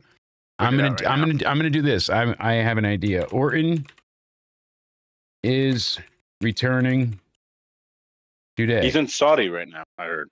Right? So I'm gonna say Orton is returning today. Hashtag into Randy Orton's in Saudi Arabia right now. Yeah, but he'll be all right. So you want to know why I found that? Because I got yelled at for not knowing some wrestlers in Saudi Arabia until the Eclipse came out. Well, I mean, that's your fault. You should have known this. I mean, you're supposed to be on the up and up, working for into somewhere. How did you say they know? Like, they look up wrestlers' flight logs, right? That's how they know these people. That's one of the ways they do it. There's a multitude of ways. They have like Discord servers dedicated to their flight schedules and all this. It's truly, are the wrestlers in those? Not that I've seen. Usually it's like they have like they'll charge people either on Patreon or in Discord to get in the group, and then the groups will give you like they'll give you updates. You know, this is their flight plans. These are the hotels they're sleeping at. These are the hotels that they'll be traveling to next. These are the flights that they'll be taking. And then people go and they buy a ticket so they can get into the same gate, whatever the cheapest ticket is, or they try to get on the same flight usually. And then they show up and they're like, can you sign all this? And they have 300 things. So. Okay. Do you call me not a real fan for not knowing Liv Morgan was in Saudi Arabia? Absolutely. You should be a real fan. You should know her every whereabout. If she changes her nail polish color, you should be tweeting. That's how some people feel. I'm not joking. That's why I mentioned it. Like, come on. I didn't know I'm supposed to know what PR thing she's doing, what media she's doing that day. Like, bro, no offense to Liv, I like Liv Morgan, but I don't care like what she's doing outside of. Let her do her. And if you're not on TV for wrestling, it's not like oh God, wait, I want. See, that was one of the glorious things about growing up in the era that I did, because like if I really wanted to see more about Stone Cold, it was hard to get information. Like, you know, the Google wasn't the thing then really, and search engines. I went to Ask Jeeves. I'm old. Yeah. And God, I mean, I remember what was it, like Go Spot Go? There was one like that was actually pretty decent for a while. Some type of dog. And we went ahead and just couldn't, like, unless they were doing PR and you knew like, oh, they got a movie or a book and they're going to be on late night TV, and then you got to remember to watch it or tape it or whatever it was. So it was hard to keep up on these things. And social media, not only did it make everybody equal in the sense of, you know, everyone's got a voice and everyone has the same ability. Like a celebrity, yes, they have different perks and whatnot, but you know, they have the same connection to Twitter that we have essentially. You know, they could tweet the same thing. They'll get more seen, but it's still the same Twitter. You know what I'm saying? Like, but everybody has a voice now, and everybody has such easy connection to celebrities' lives that it's very. Remember the text exchange I had today, bro? Yeah, like people would stalk people back in the day and be outside their houses and take pictures. Now they're doing it from Google Street View in a drone. So, I mean, like, remember I got a text like randomly today. Like one of the big Liv Morgan fans that followed, like Liv follows this account. They said that Liv Morgan is not dating anyone right now in real life, and I'm like, you saw me. I'm like, okay, bro. What are you talking about? Hold on, let me move me. Right, I'm gonna move me over yonder here, and I'm gonna make this gigantic, and I'm gonna make a screenshot of it. We need a bet about the John Cena match, and John Cena match specifically, if he wins or loses. We don't have a bet for that. Here. Hold on, let me move this back a little bit so I can put my finger over it. Right,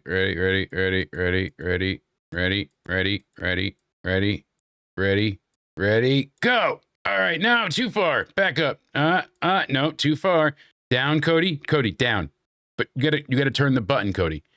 Cody, they move the picture back into layers, Cody. Thank you. No, you went too, Cody. No. This is why we like click it 3 times. One more. No, that's 2 more. 1 more. There we go. Leave it alone. Thank you. It's not Cody. Go back up 1. Go back up 1, please. Okay. Now my hands, like, I'll do it. I'll do it. I got it. There, my hat went. I'll do it. All right, you ready? Let's do the screenshot thing and take the screenshot. Did you do it? I'll put my arm out here more. I'll be like, There we go. Did you take it? Yeah. How about now? Yeah. Where is it? Right there. The screenshot? You got it? All right, Yeah. cool. Thank you. All right, so I did schedule the tweet. I sent that tweet out. And now I'm going to tweet that screenshot saying that I set the reminder for then. And if I'm right, I think the only thing that's fair, you have to block me. So, Oh, no thanks.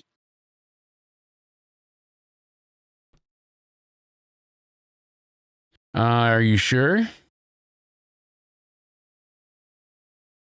What if I'm positive, wrong? What if I'm so- wrong? Here's how I found out Randy Orton was in Saudi Arabia. Apparently, they're at Mr. Beast, Mr. Beast theme park in Saudi Arabia, promoting the Royal Rumble. And Yeah, the it's clips I saw on Twitter, I guess today, Liv Morgan and Randy Orton faced each other in these like games with fans. They both had fans on their team, I guess. weird. Right? Yeah. Fans, ew. Yeah, who wants to be around fans? I know. Ew. And I'm like, I thought like I'm like, so or maybe Randy Orton's gonna be there tomorrow. Then they're like, idiot. Randy Orton and Liv Morgan are in Saudi Arabia. I'm like, I'm sorry. Idiot. I'm sorry. Idiot. So I'm supposed to know everything about these people's lives. Idiot. Yeah. Dummy. Yeah. I didn't know fandoms were like that, though. I thought it was just like support them and bro. I'm getting very angry. I can't find my screenshot, Cody. Cody. Well, I sent you one on Messenger, actually. No, for real. I had a thing, but it's just, I got it. All right, look. I got it. Thank you. Beautiful. I'm going to tweet that shit out. There we go. Where's my copy button, Cody? Cody! Cody, don't leave me. I don't get that for you. All right. All right.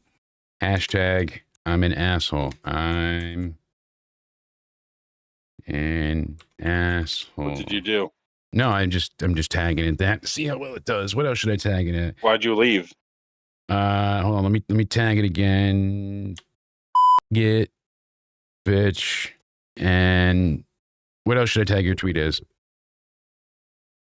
I'm logged in as I you, don't so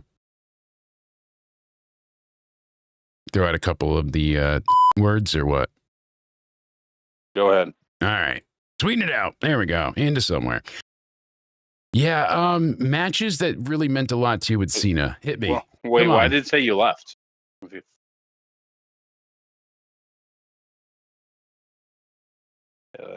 I'm right here.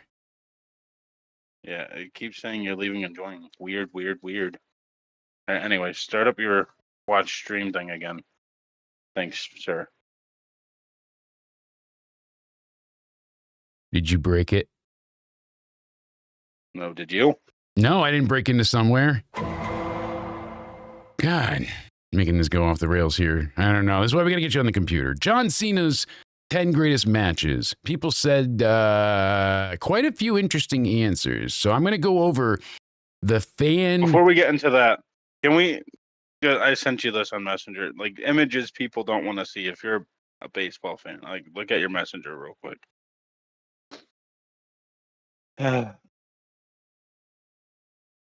Yep. That's something I never wanted to see in my life.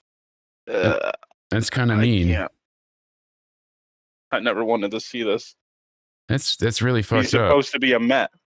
That's fucked up. Like, Mets why? don't offer him a contract. I so know. sad. I'm not good at it. Like, I don't play baseball. Why? That's mean. Oh man. You don't even want to see me? Like, why don't you want to see me? You said you don't want to see me in the picture? I thought you liked me. I do. No, Jay, the picture I sent you on Messenger, not This you. is the picture You you sent have me. I asked you to get the screenshot. It's the last thing you sent. Oh. Yeah. I fucked up. What is that? That's just as bad as Why? my fuck up. Pete Alonso and an Oriole. This is supposed to be a Mets lifer. Is that AI? No, Unfortunately, no. I wish it was. Look at I'm him now, so or he's sad. me. Oh man. And what was it for 3 that's million so- more? You said 3 mil, and that's it. That was Edwin Diaz. Oh, Another Met great and Edwin. Brandon. This has been the shittiest week. That's. Of I all knew the there was time. two, but Now I thought John this was Cena's- that one. So I'm John way Cena's behind. retiring. Pete Alonso left the Mets. Edwin Diaz left the Mets. This is the shittiest week of Just bad. ever. So how much did he take to go to the Orioles then? He took a 5-year, $155 million contract, and the Mets didn't offer him anything. What was he getting Okay. from the Mets beforehand? I think he had like a $30 million 1-year deal, and they didn't want to sign him then either. That's about the. I guess if they weren't going to sign him, then yeah, that's great. But that's 30 million a year is 150 and 5, so that's pretty much the same. So he's just getting But, guaranteed money for the next few years because they weren't going to keep him, which is stupid. So this is your Mets life. Like, who are you going to replace with that power and all that for home runs and shit? yeah, No one. I mean, I'm sad. That's just an Yeah. awful image to see. yeah, Cena versus David Stearns. You want to know what? Yeah. Fucking There John we go. Cena, have David Stearns be your last opponent, because David Stearns needs to be fucking choked, and any fucking thing that you can do to that dumb motherfucker that likes to get fucking garbage for his fucking roster. You want to go to the Dollar Tree and pick out fucking superstars for your goddamn team today? Oh yes, I do. Do with this stupid ass dumb smile. I'm telling you, he has a dumb retarded smile. I'm sorry for my fucking rant, but god fucking damn. I am so pissed at that man right now. My got me virgin ears, you started. cunt. I know this is supposed to be a John Cena fucking thing, but oh my god. Someone that I wish I didn't actually have to see. It's is this Milwaukee, dumb that's why. motherfucker. It's all Look at from this Milwaukee. fucking image. Put his dumbass little face. Look at his dumb fucking smile. Thinking he's smarter than everyone in the goddamn room. Let me go to the dump today and see what fucking bargaining shopping I can do for pitching and all that today. I'm so pissed. Yeah. Oh my god. That face pisses me off. Hmm. What did you expect? I said that the Mets shouldn't hire him in the first place because I said he's a small market guy. He likes to get all small market people. He likes to get cheap. And the owner trusts him. So I don't even blame Steve Cohen because David Stearns has always look been at a him. He small market looks GM. pretty horrific, you know? Yeah. Yeah. I knew his business. Like, he bamboozled everyone to thinking he's a smart genius. He fucking sucks.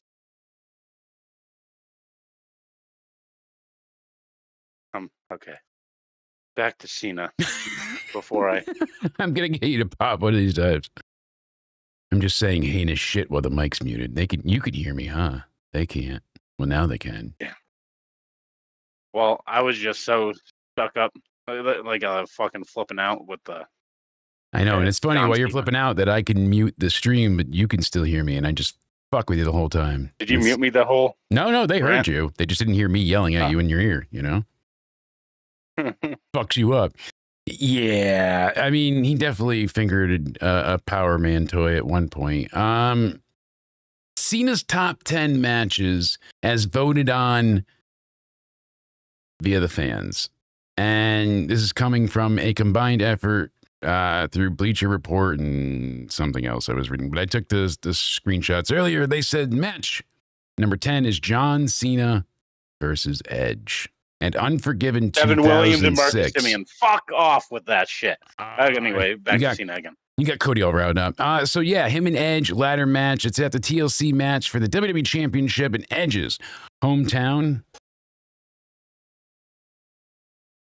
John Toronto. Cena versus Edge. And Yo, we clutched up Yeah. in Toronto. that is a fantastic match. Yeah, damn good. The attitude adjustment, yay, F you from the top of the ladder, looked great.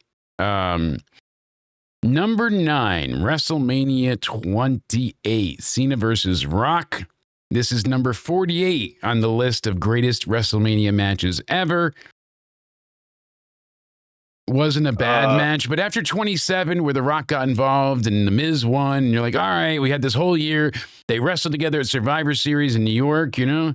Those little It wasn't like a town flashy blues. match, but like I I think it was more moment than supposed melting to be a away. wrestling classic. Yeah. It had the once in a lifetime moniker, but you know that didn't mean shit. Number 8. Ocho. Cena versus Cody Rhodes, SummerSlam 2025. Wait, before we get into that, just the John Cena and Rock dynamic at WrestleMania. The 29 match should have been a triple threat match between Punk, Rock, and Cena. I don't know if you agree or disagree, but So I think that should have been the case. we were on number 8 with Cody, and you wanted to run it back. Yeah.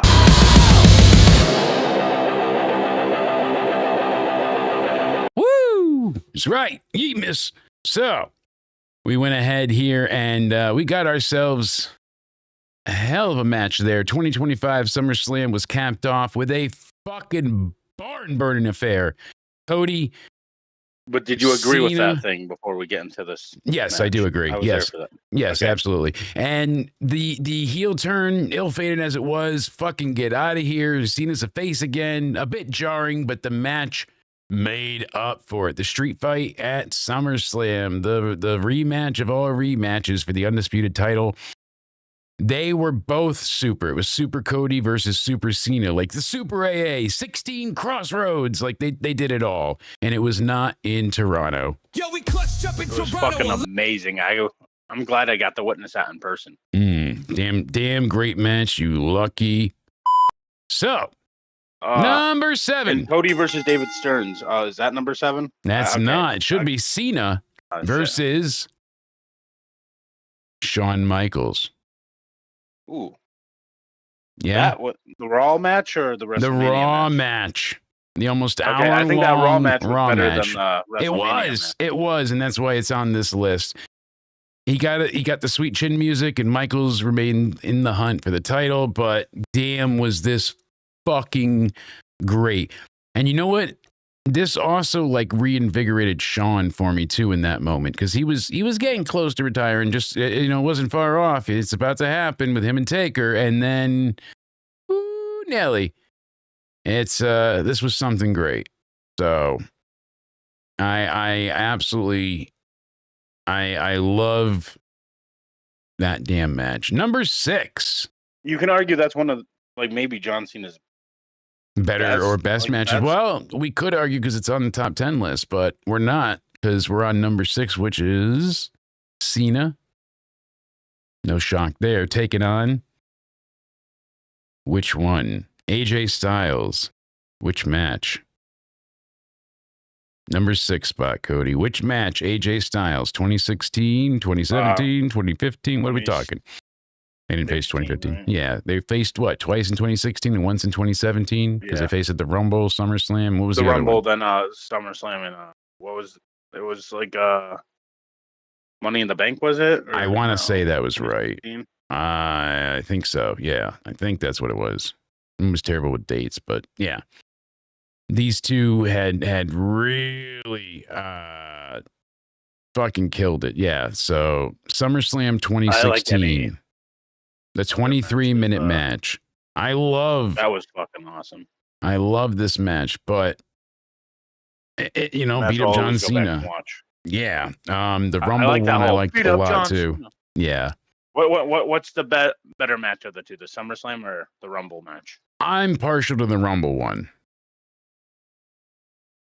Because then he tied the record there, right? Because when it happened too, I was like, I liked it, but I wasn't crazy about it. And I've since gone back and enjoyed it more. But I was also still tired of Cena at that point, because like he was doing interesting things, but it was still very like Super Cena-esque. He wasn't building up the roster. He was just like he was getting better, but did he like stop getting like booed like he did then? Was it majority cheers at that point? nah, not in 2016. I mean, not entirely yet. When he had the U.S. title, like he was cheered, I think. Yeah, it mostly wasn't fully long on. after that, but yeah, that he had it. No, he had it before then what, after then again, because he had it at 31 when Rusev, and then so that was what, 2015 ish, yeah. I don't know, man. So this was right after that. So yeah. Number 5, Cena Umaga from the Royal Rumble 2007. guess what? Big shocker here. Yeah. I never cared for Umaga. I didn't like the character. I hated the Samoan, cookie cutter How do you think moveset. he was in the ring? Okay. I know he was very, stiff looking and dominating, but it just bored me. It's like, I called the witch doctor. They told me what to do. Ooh, no. Not with it. Ting, ting. Walla, walla, bang, bang. Bing bang, yeah. Yeah, ting, ting. Walla, walla, bang, bang. Ooh, I just unlocked some childhood memory for some old person out there that's going to go, oh my God. It's like singing Sharon, Lois, and Bram, or remember Lamb Chop? That's a fucking, that'll take you back. That thing, Lamb Chop. I remember I went to the mall as a very young child to meet Lamb Chop, the puppet. Very disappointing. And the monster from Eureka's Castle, the dragon, was there. Now that's a flashback. Eureka's Castle. Brendan will pop for that one. Number 4, Cena. SummerSlam. 2013 against Daniel Bryan. Ooh, baby. Bryan gets the win just to get RKO'd. So much melodrama, all about it. So much fucking fun putting over Bryan. The unseen 17 breaks the fucking hold, gets to the ropes, and you're like, oh my God, he's gonna know. He doesn't tap, and then he kicks him in the head and fucking off with that knee. And then the Authority. Not gonna let it happen, but yeah, this was a lot of fun. I see why this is number 4. I was never an Umaga fan. I'm sorry, chat. I'm sorry. The Twitter people are kind of like, what? Really? Yeah, I was not into Umaga. I tried to be. Armando Alejandro Estrada was not bad either. Like he was. Okay, give me 4 again. He was decent, but You made me.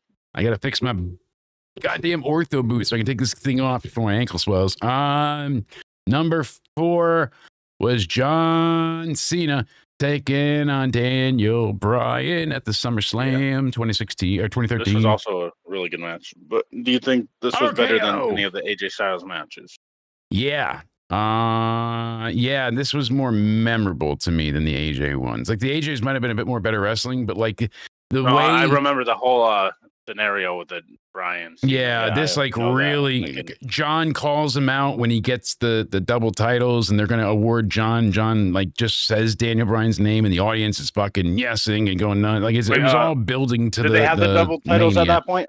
They just had, like, I remember them because I was there at the show where they gave them to him, where they unveiled them side by side, and they did the game poster for Randy and all that shit. But yeah, number 3, 2, and 1 are very interesting on this list.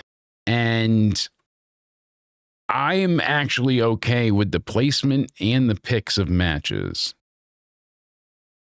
So I agree with this list. Yeah, Estrada was good. I just didn't care for the role. He was awesome on the mic. He was a good manager. He always like sold amazingly. I just didn't like Umaga. It was like everybody else is starting to become like a legit badass. We're getting away from like the characters, the Canes and the boogeymen, and like we were, ECW's dying, and we're just, kind of feels like everything's falling off. And then Umaga, it was just, I don't know. It was Vince's, somewhat racist brain. The tribal, the Samoan. And because it would have been interesting to have him come out and speak. We got, what was it, Rosie or Jamal? Which one was Umaga? I always forget. Yeah, see, you do too. I'm just as much an asshole. Jamal? Rosie? Jamal? Rosie? Someone in the chat will know. I take you guys never for granted, chat, by the way. All you chats, even you guys on Rumble. TikTok is quiet tonight, but it's funny. Jake, I need to pull up this text that you sent to me last night that your favorite John Cena match ever was against the Great Khali. Yeah, you just spoiled it, Cody. We're on number 2. Like, I'm sorry. Well, I guess I'll say number 1 is Khali and Cena. I think that was probably like, because Great Khali is fucking massive, and a 5-star machine in the ring. Well, I mean, with him being so big, we're at Judgment Day. It's 2007 WWE title match, and these two, they want to go at it then. And I'll tell you what, I can totally see why this is everybody's number one on the list. I mean, you really go ahead. We loop in here. Let's be very careful with the copyright filter thing. We'll do that. We'll do this. We'll do that. You know, we'll make it a little less, and then we'll change the color of it. There we go. Just to be a little, you know. But can I refresh? Mm-hmm. And there we go. Go ahead, Cena. Give me some action here. Oh yeah. So, I remember this, and this Just was like this is fucking so impressively, you know, like just incredibly what they call badass. cinema. Yeah, I mean, like, let's see here. We can. I know where's the fat? Oh, you can't do it on this Bing page. Oh, I was gonna do the fast scrub here, but yeah, I mean, they just pounded each other, beat into each other. The ref gets knocked down eventually. Like Cena's getting choked, and while Khali's tied up in the ropes, Cena's, you know, he's gonna give it to him. Jesus, no, but then he's just punching him. You know, doing that kind of stuff, choking, tying yeah, up. I mean, it was pretty severe. Cena gets thrown down hard at the outside, goes for the leg drop, but ends up putting on the STF, and he taps and he wins the title. Like that, champ is here. Look at that. Crowd goes nuts. They're cheering. I mean, you can hear it really quick. We'll share it with the audience. That's all we can do for copyright. That's all we get. Cena Vision. But granted, that is the number one match of all time. I really think, like, the way the crowd erupted with how hard they were going at Judgment Day 07, and the fact that John lost the belt and gets it back from Khali, like, that was fucking disgusting. No, that's really not the number one, Cody. I bet you didn't think I'd go with the bit that long, though, huh, when it came out of your mouth. Trolled him. Yeah, I actually didn't think you were going to pull. I was just, well, that was it worked, though, I guess. You challenged me. That's what happened. Number 3. Are you fucking ready? I'm ready. Are you? I don't know if you're ready. It's time to play the game. Time to play the game. That's right. Ooh. That's how Lemmy sounded with testicular cancer. Time to play the game. My balls. Poor Lemmy. I miss him gargling with battery acid. Cena. Sorry, versus CM Punk.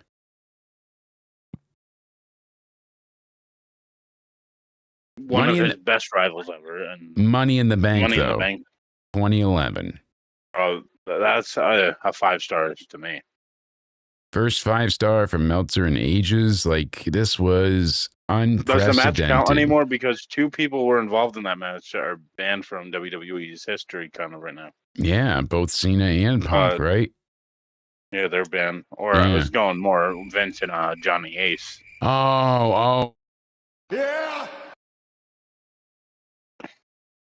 You're actually talking about the real Files, and I was just, I was doing the storyline thing. Wait, was Johnny Ace the GM at that time, right? No, he was the pissed that. Oh no, yeah, he wasn't the people power. I think it was coming to that though, right? Maybe he was just starting the people was power that, thing. like, close, or I think so. was he just Vince's sidekick? At that I think point, he was Vince's sidekick then, and he was getting to be the people power thing, but right. Cena hung in there with Punk, and this is when people started to slightly turn in the favor of Cena. Not massive, but even myself included was like, oh, John can't wrestle, 5 moves of doom, blah, blah, blah. And then we got this affair, and I was like, well, whoop-a-doo. This was good. And it takes 2. And yes, Punk can wrestle a broomstick and have a good match, no doubt, but it does take 2 to tango. Back into the void. That match was fucking awesome. Mm-hmm.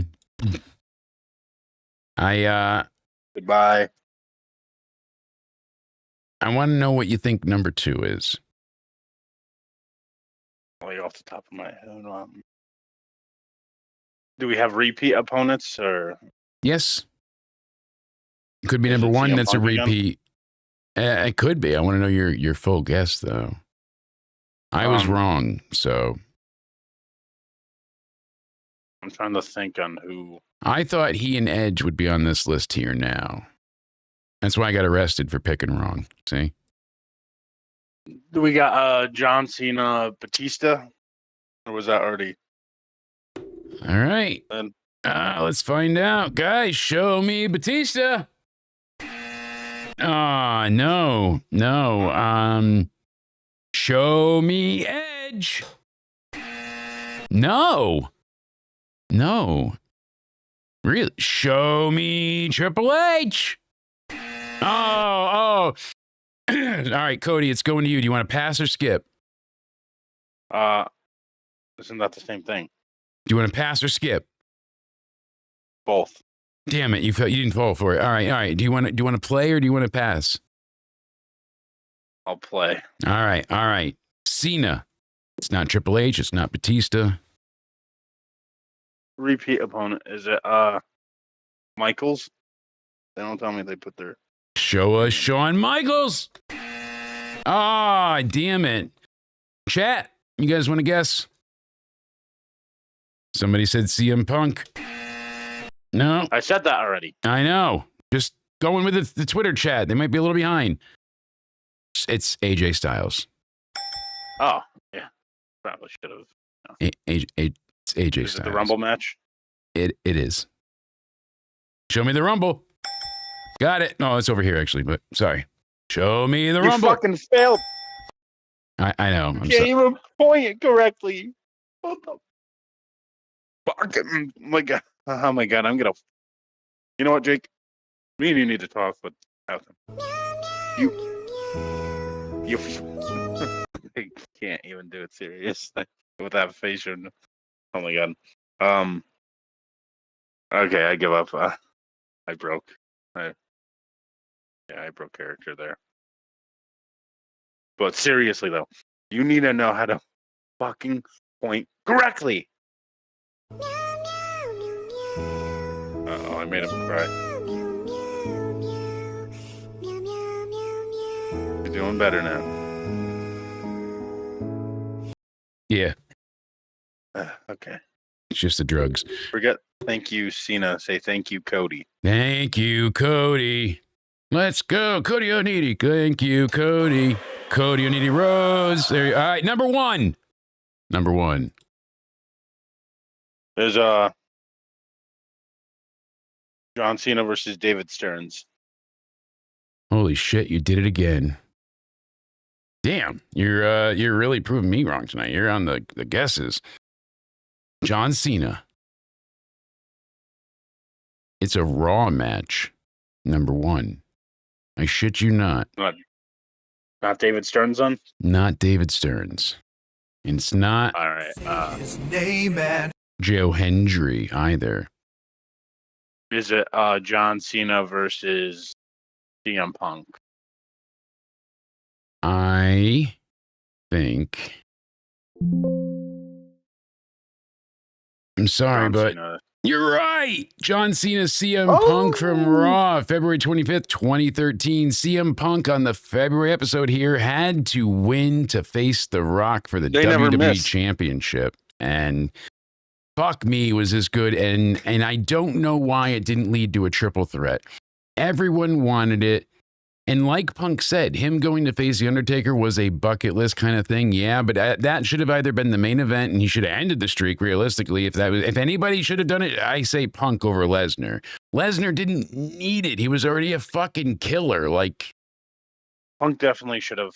Punk could have rode on that for the rest of his career and it could have been something awesome.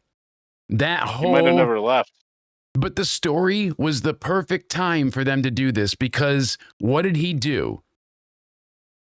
Out of everything Punk said, everything Punk pulled, he did one thing with The Undertaker. Did he mess with the urn? People have messed with the urn all the time. What he did was deeper than that. He humanized Undertaker. He made him human. He made him fallible. He was no longer just the dead man. He wasn't the American badass. He wasn't any of that. He was Mark, and he was brokenhearted because he lost a friend, a colleague, a manager, and more. Member of his family, essentially. Moody's gone, and rest in peace. And as they're paying respects to him, what do we hear? It's the cult of personality. So how could he beat The Undertaker? How could he end the streak? Because he's proved that The Undertaker is not a dead man. He's a man. He lost his father figure, and Punk was able to humanize him. Like at that, you know, why could no one beat The Undertaker? Because at WrestleMania, it was destined. It was spiritual. It was all these things, like, you know, all the mysticism, they could have went with it. They just never gave it to us. So that's why, since they weren't going to have CM Punk beat The Undertaker, that's why I think CM Punk should have been in that main event with John Cena and The Rock. He should have been. And John Cena and The Undertaker, they had one match like way early on, right? When John was the Thugonomics thing. I want to say, like, didn't they have, and then just the WrestleMania, and that was it? I The squash match, basically? think, yeah, he was a heel a few times. He teamed with Undertaker a few times. I know that, but just opponent-wise, yeah, because it says right here, every John Cena match against The Undertaker ever. And let's see what, because it's on WWE.com. I'm right about that, right? Like, they've teamed with each other before, right? Yeah, I definitely know they teamed with each other, but I think it's funny that AI says that it came up as WrestleMania 30, that he beat John Cena, and it's showing pictures of him beating John Cena at WrestleMania 30. And then they have another AI photo of him and Cena, title versus streak, which the streak was already broken at that time. So, and people thought that John was going to face him at WrestleMania 25 at one point. That didn't happen. But yeah, they did face each other when it was Doctor of Thugonomics. John Cena fan would know that. I believe him.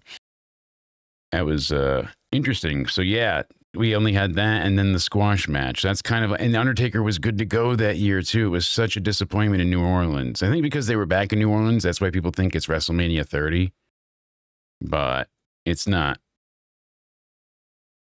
I mean, people were talking about why the Undertaker versus Cena match must happen at WrestleMania 30. You know, people were talking about this on Sportskeeda, excuse me, all the way back then. They thought that needed to happen because they, you know, the streak is so impressive.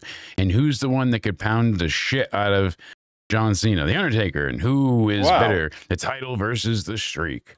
And I'm like, yeah, that would have been great. And then, you know, it's not just because I hate Lesnar, but Lesnar, God, what a waste. Like, what did he do? Eat, sleep, conquer, repeat. That was it. I mean, nothing. It went on and on and on, but he never did anything with it. He made a shirt and he walked away. So, I don't know. I'm going off the list here. We mentioned a lot. There's a few John Cena matches that haven't been mentioned on that list. I am very partial to the SummerSlam 2008 one with Batista. That was a lot of fun. That was a really good match. I feel like, you know, and their first time ever. John Cena, Shawn Michaels, we mentioned, you know, but that's a damn good one that I always stand on. But Edge and Cena, last man standing match in Backlash 2009. Fucking, that was like a 4 out of 5 star, 4.5 star match, I want to say. Like it was building big. And that was 2009. Yeah. Okay. They gave that John Cena match 4 stars as well with Umaga, funny enough. Wow. Yeah, really? Right? Excuse me. John Cena, Triple H, and Edge at Backlash 2006. Edge was with the title. That was right after he beat Foley as well for the at Mania. You know, the hardcore legend thing was done. So John regained the spinner belt at the Royal Rumble. And then he beat Triple H at Mania and retained. And then, excuse me, they had the triple threat here, and that was excellent. So people talk about the United States Open Challenge, and their favorite match out of all of them was Cesaro, July 6, 2015. Interesting that that's picked as well. I mentioned One Night Stand before. I didn't see that come up, but I hated the suplex, city match at SummerSlam 2014. Yes, it was shocking, and it was. I think that, like, if you're gonna do a squash match, I think that's how way it to should do have a been squash done. match. Yeah, but one of my favorite matches with John when he was like the focal point wasn't even really it was about him, but other people in the match got more of the shine. And I think it's possibly not my top, but up there, top 3 for sure. Favorite Survivor Series traditional elimination matches. Like, I always really liked those. I look forward to those. I like when you have 2 teams and you whittle them down one by one But that match gave us a few really great things. Sting debut, the corporate Kane and fucking Rollins story advancing. Rusev got some shine. Luke Harper was good in the match for a while, and Big Show with the obvious turn. Ryback getting knocked the fuck out of there early on. Fuck you. And then Cena gets eliminated. Holy shit. And Dolph Nick Namath fucking Ziggler, the show off, put on one of the best performances, finds a way to prevent Triple H from interfering via Sting, and he fucking wins. And the crowd loved it. The Authority was out of power. Yeah, until Daniel Bryan's moment, if Daniel Bryan didn't get hurt. Probably, but here's the thing. It made sense for Daniel Bryan too. Because, why the fuck do we have Ziggler winning? And then Ziggler banished the Authority, but they're like, oh, Team Cena. Ziggler's the sole survivor. He's fucking dying doing 1-on-3, 1-on-2, 1-on-1. He was the one that could bring him back, but it should have been up to Cena. Should have said, you know what? I'm giving that privilege to you now. Since maybe Ziggler didn't want it because they had to bring him back, and they thought Cena could suffer the heat from it briefly. I really don't know because it just made no sense. It was so silly. Who was on Team Cena? It was It was Cena. It was Eric Ziggler, Rowan, Big Show, Rowan? and Ryback. Okay. Yeah, and then the Authority was Kane, Rusev, Mark Henry. Right? Yep, Luke Harper, and Seth Rollins. So the funny thing about the Mark Henry Big Show thing is Mark Henry turned heel on the Big Show like a week prior, and then just for Big Show to turn heel himself again. Yes, so stupid. One we didn't mention that I love: champion versus champion match, 2015. Kevin Owens at Elimination Chamber. This was a 4.5 star match. Owens beat him here with the pop-up powerbomb. Oh, that was so good. So good, I almost sat on my balls there. Ow. Is this what made Vince be like, damn, I don't like the guy, but yeah, I have to book him well because how the don't get old. Kevin yeah, I think so, but I loved it still. The champ is not here. It was Kevin Owens, the NXT champion. He didn't want the fucking US title. That's shit.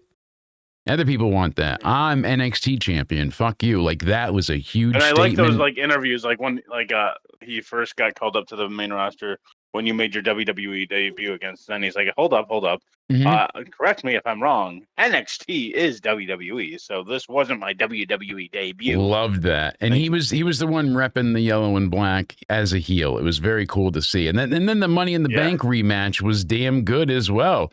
Kevin still has the title. This was really good. Cena, eventually puts his title on the line, and he retained. And I wished that Owens won, took the U.S. title to NXT for a bit. I think that really would have been fun. But we didn't talk much about him and Edge. I mean, the TLC match at Unforgiven, we mentioned that with the ladder. But besides that, in Toronto, I mean, what about the massive fucking one from Backlash? It was Shawn Michaels, Randy Orton, Edge, and Cena. Backlash 2007. I'm watching again. Like I said, 2007, I got big back into wrestling. And from there, I'm like, all right. And like Mania 25 onwards, and I started to get back into it more. And this was, ooh, baby, fucking great. So we're like, what, Mania 23 now? We're heading into...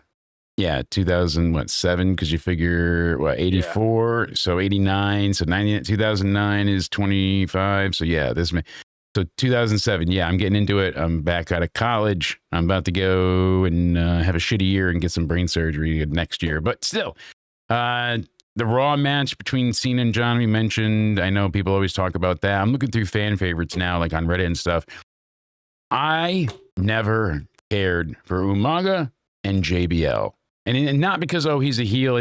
He was just another one. I hated the character. I knew how much he was a fucking bully backstage. Like, everything about him just irked the shit out of me. I didn't like his promo style. I thought his work in the ring was boring. I thought the whole, like, just his character, it didn't interest me. It never caught my attention. It was never anything that I gravitated to. It was just this piece of shit, and that's how I viewed. And not like, oh, you're a master, you need to get your ass beat. It's like, I don't want to watch you. I have no interest in you. I fucking hate bullies, and I don't want to deal with you. Sorry. If I would call myself an autistic in the moment, I would be needing a hug, because that guy gives me the jeebies. There's something about JBL that just never sat right with me. What about Night of Champions, Punk and Cena? Did you like that match? I mean, it wasn't their best, but it was still damn good. It wasn't their best, but you can't always outdo like what you've done before, and that especially with CM Punk, John Cena. Every match was like a hit. Like, I don't think they've ever had misses. The only thing that was a miss was the fucking ending. You remember the ending? Was that what the fuck is it? That's the double pin where they both have their shoulders on the mat. People say that was a classic. They executed it well, but I felt like that was a big letdown because they didn't want John to get pinned again, and they weren't ready to beat Punk. And I was like, were they? Excuse me. I was like, yeah. One of them champions at that, because Alberto cashed in SummerSlam, right? I believe so. Okay, so I forget the timeline was there. This match a non-title match? No, it was for the title. So this was. Did Alberto drop it then immediately, or what? I don't remember. I have to look back because this is Night of Champions 2012. Let me look at the storyline. 2012. Okay, no, yeah, no, I'm thinking 2011. Okay, that's why. Yeah, we're the year after the Summer of Punk and shit. Yeah. Okay. Yeah. CM Punk turned heel again. Yeah. Yes, because he does the rock bottom in this match. Yeah. Yeah. So, and then they had the double pin in this one, and that's why I was like, this sucked. Yeah, one featured match. Yeah, right here at Raw 1000, Cena cashed in his Money in the Bank briefcase against Punk. He failed to win the championship due to interference by Big Show that resulted in a DQ. They had a triple threat match at SummerSlam, Punk, Cena show. Punk won. The following night on Raw, Punk was granted the right to choose his challenger at Night of Champions. He announced he would face John Cena on the condition that he would admit on live television that Punk was the best in the world. But Cena refused. The following week, AJ Lee announced that Punk would defend the title against Cena. Look at that recap. Beautiful. What? Nice. Go take that out. Money, money, money, honey. Be good, kids. Remember, cut it with what? No, baking John soda. Cena. You use baking powder, you get muffins growing out of your nose. Be good. John Cena and CM Punk. Amazing, beautiful, sexy chemistry in the ring. You know it? Yeah, exactly. No, I know. And that's the problem. So I'm looking back on all these matches, and it's just like, even when he was the 5 moves of doom and he was the top guy, you could say who's the top guy right now, and you could name Roman, you could name, but John was and is still, he's the top guy. Who else gets an entire year to retire? Sting? Sting had to be 60 something and killing himself to do it. John's going out on top. I mean, his heel turn was stunning. His debut was fucking excellent. If you look back and the first title win at Mania 21 and jumping into the crowd, I remember he dove on this group of Asians, and it's like the funniest photo in the world because just all these foreigners are embracing John, and it's just like such I gotta find. Hold on. Give me a second. WrestleMania 21. I know the one I'm talking about. Yeah, here we go. It's like he jumped into the casino by mistake on Christmas. Like, look at this. Look at the guy he's on top of. He's just got this Asian guy, and then he's laying on this white guy, and he's got this Asian guy over here. So yeah, I mean, I always see that one. It's just such a, because that's his first title win. It just needs to, hey, oh, look at everybody. So no honor for honor. That was always a fun one though. But yeah, when he came back and would come back as a doctor of thugonomics, and people would go nuts when he did the pipe bomb. Like, John is going to be sorely missed. We don't have a lot of people that are characters who can laugh at themselves, but yet they're larger than life still. And John was John Cena. And I know that, but no, think about it. Like, that was who he is. That was, he doesn't need loyalty, respect, and all that to trend. I don't need my promo on my wrist. He doesn't give a shit if it doesn't trend. He knows what he's going to say. Exposing The Rock's secrets. The Rock was pissed about that. I mean, he broke every record with Make-A-Wish. Like, he did everything. His surprise Rumble return, all the open challenges. The heel turn this year, like, he tries. He did always try. You can't say that John didn't take risks and didn't try. He could have just stayed champion forever with a lot of shit, and he did for a bit. He had his own reign of terror, as we heard with David Otunga and others. But I feel like John gave us so much more than he took. Really, he's put over more people. Like look at Hogan. Hogan did not put over a lot of people throughout his career. He's the one that everyone goes back to. They're number one. Hogan was selfish and delusional and paranoid. Not to the oh yeah Macho Man level, but he was pretty fucking paranoid. And he never wanted to lose his top spot, to the point that it became to the detriment of the younger athletes. They got squashed continually. Guys would come out with new gimmicks. The Giant, fuck him. The Yeti, fuck that too. The Shockmaster, fuck that as well. You get my point though. All these energy drinks later.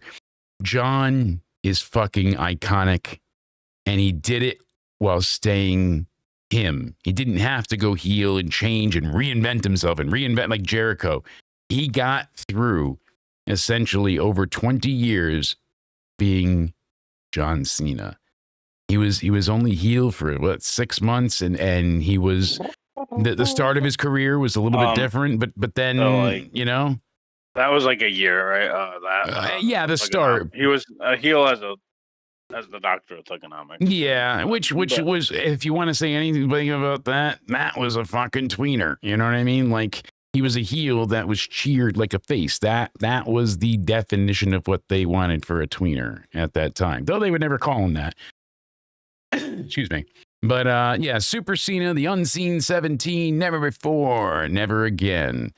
I mean, one of my favorites we didn't mention, probably one of my all-time favorites, but you can't really call it a match, is the Firefly Funhouse match. The Firefly Funhouse is so dense with fourth wall breaking Easter eggs and subplots that it'll make you nuts. That's where they did the such good shit thing, right? Yeah, with the Vince puppet and them being, the Mega Powers and Pumping Iron and the Saturday Night's Main Event logo, like everything they did with the blue cage and the NWO moment and that was seven, great. Yeah.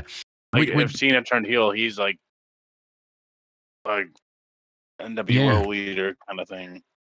Mr. Brock Lesnar, here comes the pain. God built me strong, forgot to give me a brain. He's like, Lesnar had the last laugh in the ring, right?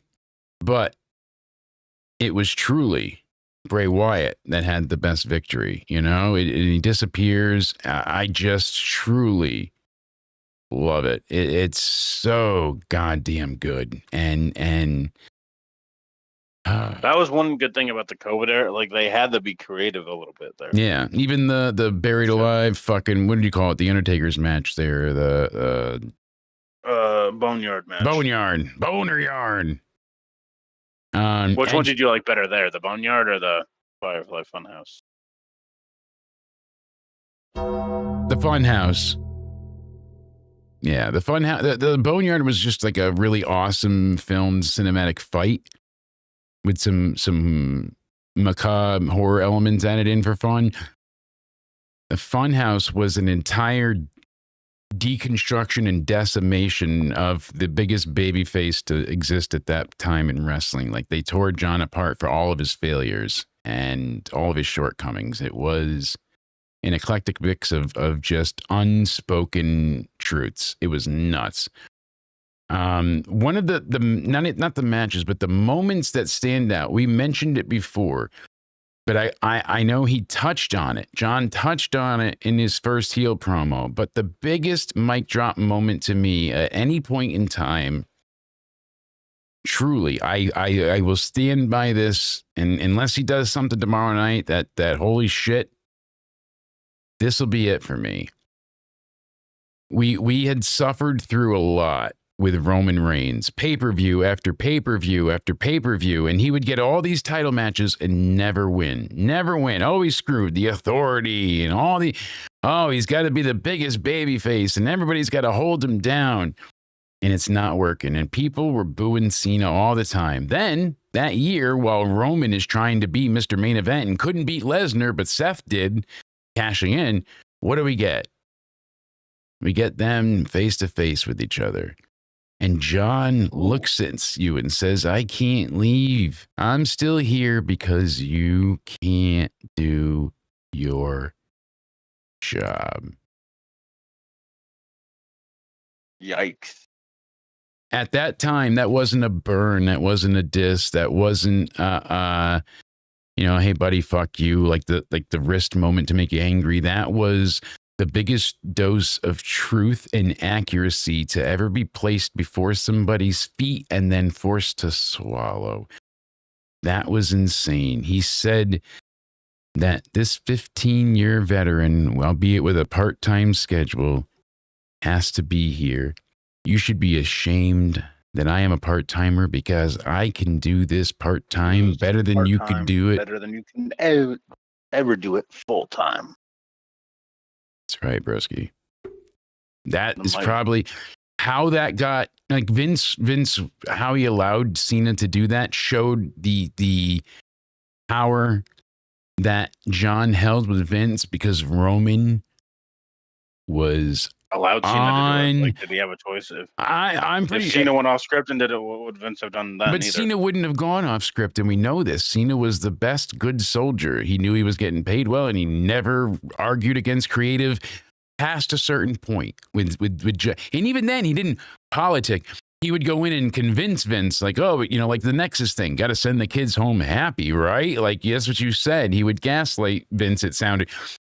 Mm-hmm. But then John admitted his wrongdoings, heard about how much of an asshole he was, and kind of seemed to change his narrative, even if you want to call it fake or say it's not. Oh, he apologized about the Nexus thing. Yeah, he has gone back on a lot of it and been like, no, yes, no.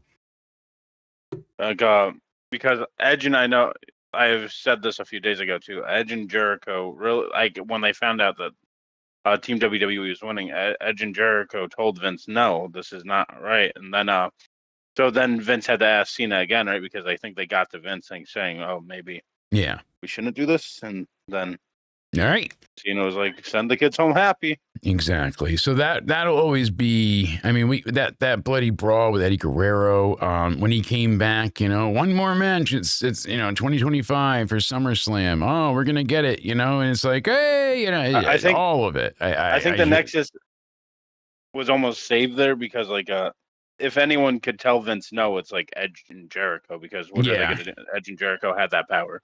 But Cena wasn't one to go off script and like he knew it. So the fact that Vince let him attack his then ultimate babyface that he had put everything into building, it's insane. Oh, this wasn't years later with the Nexus thing though, because like right after that match, like Cena went to Edge and Jericho like backstage and saying, "Oh, I fucked up." Yeah. I mean, it was shocking, and I do miss Bray Wyatt terribly. I mean, to think, even if he wasn't wrestling, the stories that this man could have told. I wanted to see him in horror. I wanted to, just a light taken on too soon. Luke Harper, Eddie Guerrero. There's so many people we discuss all the time, and I don't want to leave names out, obviously, but Bray's one that really hurt in this time, like Eddie was for, that generation and a lot of us there. John Cena has done a lot, an absolute lot. And for all the times that he was injured too, like even his part-time schedule, he was still around more than most other people had done. He's been very selfless. Remember when Cena and Randy took on the entire roster? It was like a 20-on-2 handicap match. Oh man. That was in like that what was year was that? right before WrestleMania 24. So 2008, I want to say. Yeah. That sounds And right. Yeah, it was like, holy shit. Like that just went on and on and on. Like that was crazy. Here, hold on. I got the graphic here. Like, look at how old this graphic looks too. But my God, they are baby faces out and out. Like, look at John even. It's just shocking. Like, oh my God. But look at that. Oh, wow. John just so young, and everybody they had to face on there. Team Jericho. We got Shawn, JBL, Kennedy, Umaga. That's not cool. Who else we got? Snitsky, some other guys, Santino, crazy-eyed fucker. Is that Hacksaw? Hacksaw. We got a bunch of shit in there. They got a lot of people in that shit. Oh my God. The entire Raw roster, speaking of, and even when he got cashed in on, you're like, oh, he's not going to lose. He's going to just stuff that. And John's ECW entrance, we mentioned it before, the boos that came out of that, like the way the crowd tore him apart made it even more iconic. So good. Like just so good. And he knew how to play into it as well. He expected it, figured it would happen, and hey, he was able to do it. Like that's what we got out of it. So let's it's just like, I mean, like the way they tear him apart when he finally makes it through the curtain. Copyright be damned. And I mean, they just light him up. So good, so good. There's so many things that stand out there over time, and I wish that we got more from John this year. Selfishly, with everything that we had, the heel turn ruined a lot and gave us a lot of what could have been great, but it felt like stale moments and things that like, oh, we wanted to see him and Randy, him and Punk, but it just, I don't know. Some of the things were fun, but most of it was frustrating and a big letdown. So give us a score out of 100 overall of Cena's career. It'd have to be like a 92, 94. He hasn't missed very often. I was going to say like 93.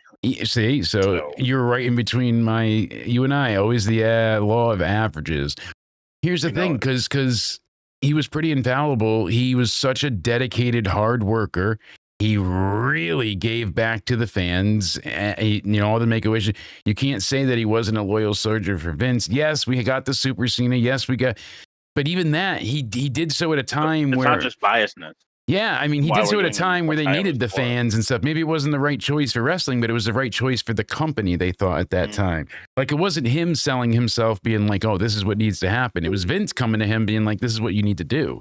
And John just always said yes. He didn't turn anything down. He didn't until, he got some finishes changed and he bitched some people out. And that's why I said John is definitely a PR guy and it's a facade and he's a chameleon. But the professional... That's why we say like nature, the professionalism, is what it is. People like that right now on WWE, we're all bubbly and happy-go-lucky on camera at their meet and greets. Turn out to be like off camera, they'll be like a dipshit to someone, or retweeting, terrible people online and sharing some crazy hate. It. Yeah. Something's going on with John Jones. What the hell happened here? But yeah. It's going to be just a hell of a day tomorrow. I am, thank you, Stuart. Yes, Milo is my favorite puppy in the whole wide world. And my ultimate service doggy, too. He takes care of me. He alerts me with the waving when I have migraines. If I need certain meds, he comes over and he lets me know. It's awesome. Tomorrow's going to be Tomorrow's going to be a bitter pill. I'm going to be genuinely very sad. Like I wasn't ever a I already saw staunch that Cena tribute. hater. Like they held up the signs, Roman, Brock Lesnar. Yeah, I see you, and I wanted to play some of it, but Yeah, that is like already claimed to the Miz. universe. I tried to do a short with it, like just showing my reaction. I was trying to be funny, and it got Looking up claimed the clips, yeah. immediately. So I was like, CM forget Punk, it. Rhea Ripley, Liv Morgan, Asuka, Kairi Sane. Like all of them did a little tribute Yeah. to Cena. Yeah. I mean, a little bit of a tribute is an understatement. You know, they really put it out there. These guys and gals, and gals. Thinking about it, because you texted me that day at MSG, they're doing stuff for Cena. Yes. So I think, backstage and whatnot. Yeah. in like the rumor with Liv being there, I think you were right. Your source was right anyway. Yeah. I mean, it was They just all all filmed something for Cena because they filmed something for Cena. It was all hands on deck. Like that was literally what they were doing. They were having everybody there to film something and do a part of a thank you from Sean. So yeah, I don't look as And they pale did as I that. did before too. You notice that? It's not just the lighting. I got 4 hours of sleep, you know? So I got 5 hours, 3 hours, 1 hour, 2 hours, and 4 hours. I'm cooking, you know? Look at that. I'm back to getting a couple hours of sleep. So maybe that'll keep me from having my brain want to leak out of my ear. But tomorrow, Cody, now today, in just about 20 hours or so, 22. You retired today. Yeah, 20. Yeah, I might get 20 emotional in hours. that fucking I'm video package before his match. genuinely, you know what? He's going to be the main event, they're saying now. You get a shed a tear? I'm sure I was upset when The Undertaker went off at WrestleMania 33 and then it ended up not being his Me last too. anyways. I thought. And when he did thought he was sign off, retiring. I thought that was it too. But I know we kind of joked on SmackDown, but it was so disappointing. They've been building up Alistair and Rhea, not Rhea, Alistair and Zelina for weeks now. And then it's just like Rhea and Damian are like, oh, okay, we killed you all done. Acknowledge the main event thing for Cena. Yeah. Again, as much as we shut on SmackDown, please, if you're one of those people, shut the fuck up saying this version of SmackDown's worse than 2019. Yeah, it's still not that bad. I mean, we got Please some stop good with that. matches. 2019 didn't have hardly any good matches. Thank I mean, you. they Thank got you. the Oh double my God. Razor's Edge. That looked cool at least. Like the match wasn't Actually horrific. drives me nuts, dude. You know how many people are online saying that this version of SmackDown's worse than 2019's?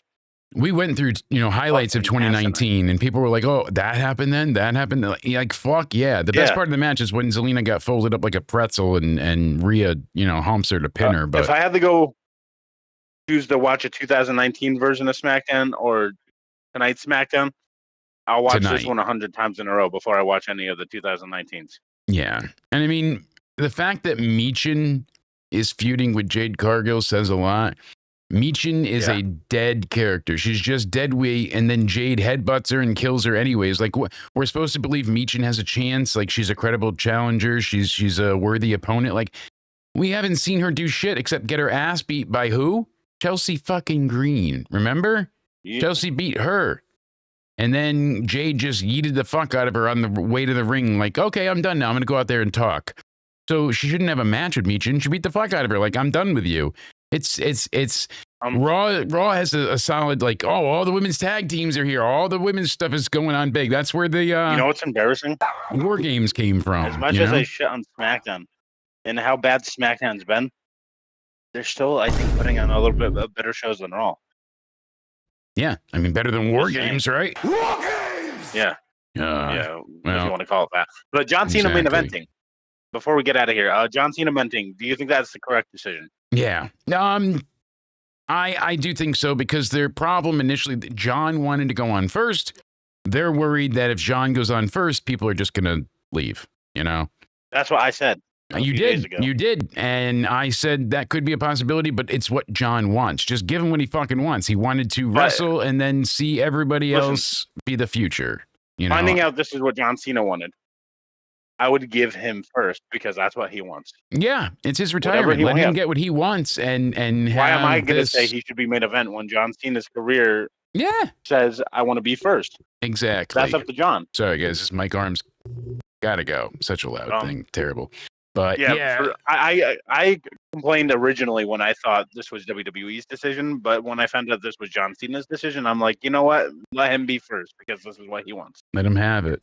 You know, if the Mets can't have it, no. But Grant, you're on to something I can because hear myself, by the way. Meechin got taken out backstage. She got severely beaten the fuck down, and then she comes back to the ring like, "Oh, How was I don't worry, talking with I'm gonna fuck you up." I had it muted for a little bit, and then Meechin gets fucked up yet again, and Jade's like, "See you later." That's it. Like, what are we doing exactly? Where are we going, and why are we there? It's just baffling. Woo.